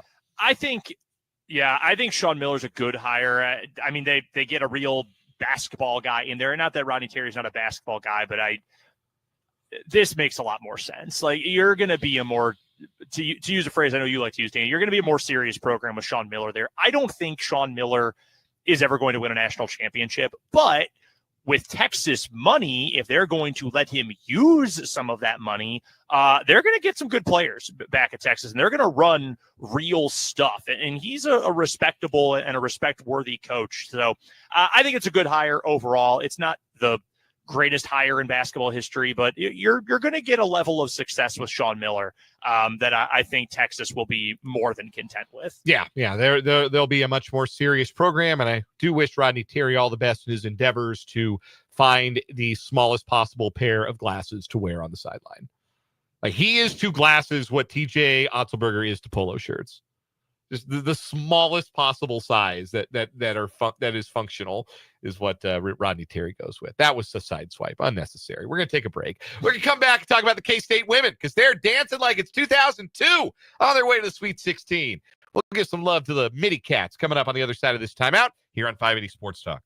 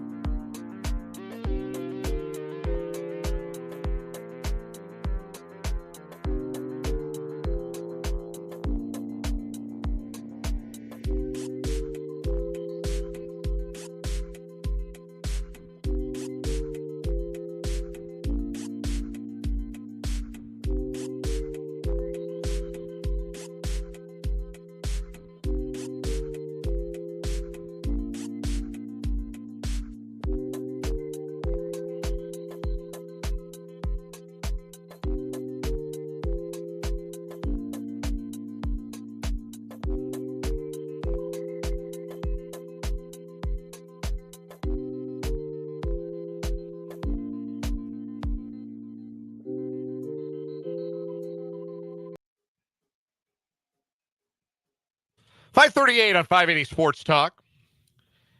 Dan and Brendan with you. I did not see a better basketball game this weekend than the K-State women in Kentucky on Sunday afternoon in Lexington. You talk about a propane heater of a contest. Back and forth throughout, tons of lead changes. Nobody could get any separation. Game ends up going into overtime. Tamira Poindexter hits 2 massive threes in the final minute and a half to give K-State a 1-point lead. Kentucky gets 4 cracks at it in the final 21 seconds. They all go begging. I don't know how Georgia Amor's runner on the right baseline didn't go in as the time was expiring, but it didn't. And that was the margin for Kansas State to advance to their first Sweet 16 in the women's NCAA tournament in 23 years. First time since 2002. And man, this program needed that, Brendan. We were talking about last year what a letdown it felt like for K-State to have the home court advantage and lose to Colorado at this stage of the tournament and not break that long Sweet 16 drought. And if they had lost this game, which they were very close to doing multiple times, and it would have been, understandable in a vacuum because Kentucky was a home team, very good team out of a very good league. There'd been no shame necessarily in losing to Kentucky.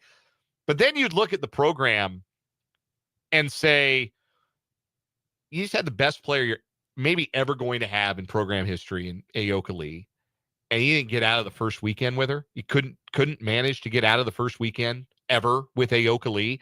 And that raises some uncomfortable questions about, is the program stagnating? It raises some questions about Jeff Mittie, particularly given the way K-State kind of seemed to stall out a little bit towards the end of the season, though in fairness, they were without Ayoka Lee for the better part of that stretch. They needed to get over that hump for the program now, for the legacy of players like Ayoka Lee and Serena Sundell, but also for the program in the future. They're going to get another big spotlight game because I hate to tell y'all, they're going to play USC on Friday. USC not losing to Mississippi State. They're going to play USC, and that's going to be a hard game because USC's got really athletic posts, and they got Juju Watkins, who might be the best player in the country, and it's going to be on late because it'll be in Spokane, and it's going to be USC, so it's going to be a Pacific time-friendly tip-off. I just have a hunch that is going to be the case. So, set your DVRs or put on a pot of coffee if you're planning to watch K-State on Friday night.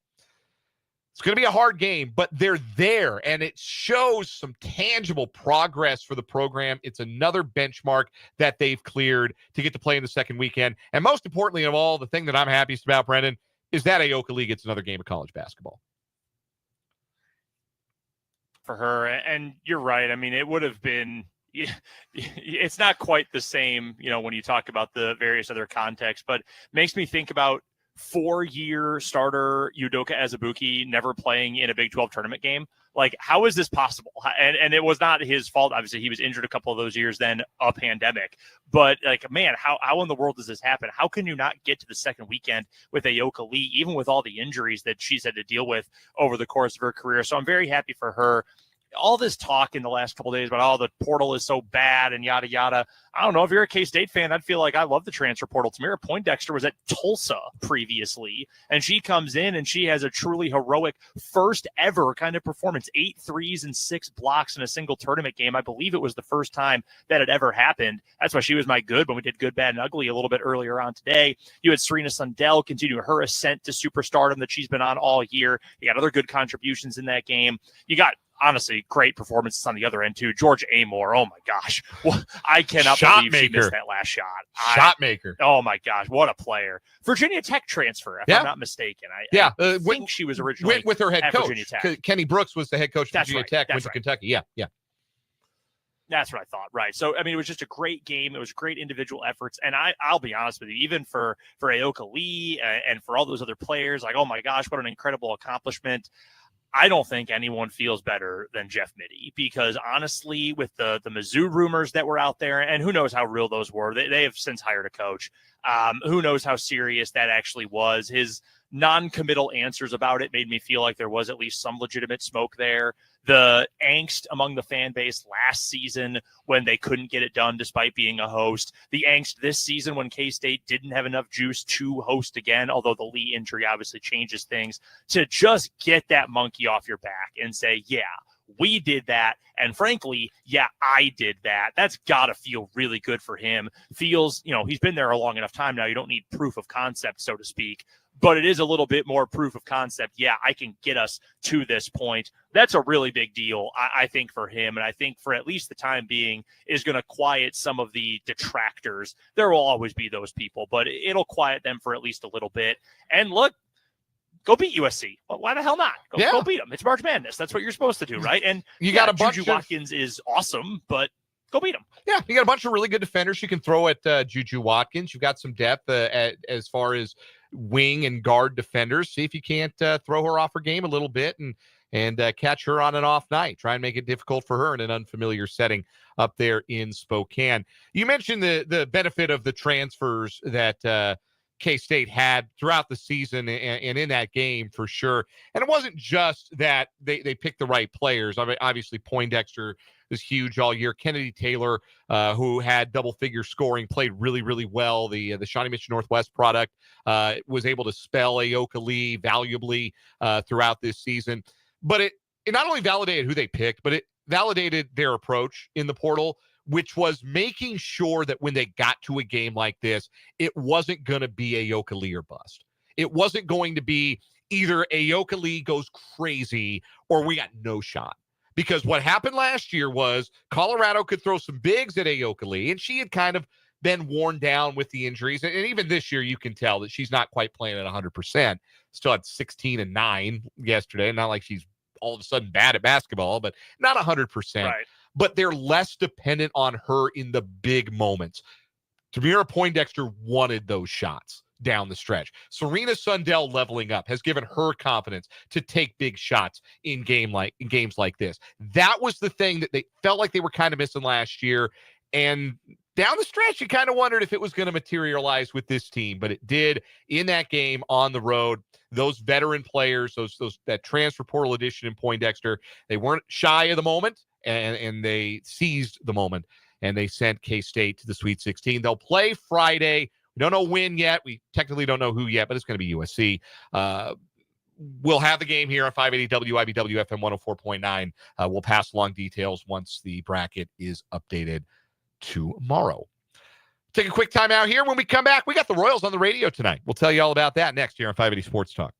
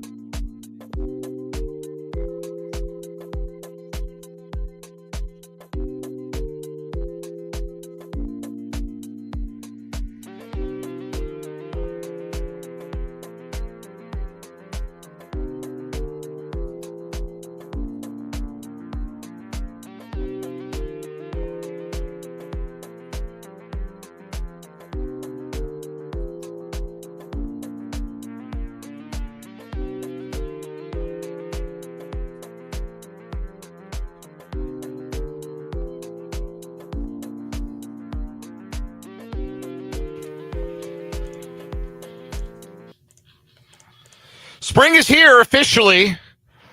Means it's just about golf season. You want to be a Great Life Golf member. The benefits are outstanding, including free greens fees. Well, greens fees paid for if you're a member, but cart fees paid for if you're a member. Bucket of range balls a day paid for if you're a member. Membership really does pay for itself after not a lot of golf per month. You want to be a Great Life Golf member. I'm a Great Life Golf member. Go check out greatlifetopeka.com for more details. Royals and Rangers tonight at Globe Life Field. And tonight's lineup, well, let's just say you'll be seeing something that looks like it fairly frequently, I would guess, throughout the 2025 season. Jonathan India is going to get the start in left field and lead off with Bobby Witt Jr. at short. Salvador Perez DHing. Michael Massey's hitting cleanup and playing second base. He's had a really good spring, by the way. We were talking about Massey earlier. He's had a great spring, hitting 400. Mark Canha, the new guy, he'll play first base. No Vinny Pasquantino. He continues to try and get opening day ready after the hamstring injury he suffered on the weekend. But Mark Canha will play first base, bat fifth. Hunter Renfroe batting sixth in right field. Freddie Fermin will bat seventh and catch. Michael Garcia is at third base, batting eighth. And Kyle Isbell bats ninth in center field. Michael Wacha will be on the bump for the Royals. He's had an unsightly spring ERA. I cannot stress enough how little that matters for a veteran starting pitcher. Tyler Mahle gets the ball for the Rangers. They're also running out a lineup that looks opening day-ish for them. Marcus Semien, Wyatt Langford, Jock Peterson, Adolis Garcia, Jake Berger, Josh Young, forget the name of the shortstop off the top of my head, Josh Smith, Kyle Higashioka, and Leody Taveras is there 1 through 9. Real quick, among the transactions from the weekend that the Royals made, they designated 3 players for assignment. Nick Pratto and Nelson Velasquez both cleared waivers. So they've been assigned to Omaha, and they're no longer on the 40-man roster. Carlos Hernandez didn't make it through waivers. Philadelphia Phillies snatched him up. Not keeping Carlos Hernandez so you can keep Chris Stratton because you owe the latter $4.5 million. I like a lot of what the Royals front office has done the last couple of seasons, and I know that Hernandez has been frustrating and wasn't particularly good this spring with a chance to win a roster slot. I just feel like you're going to regret giving up on that arm. I still feel like that's one that's going to bite the Royals a little bit. Maybe not like how much does it bite you to lose out on a middle reliever?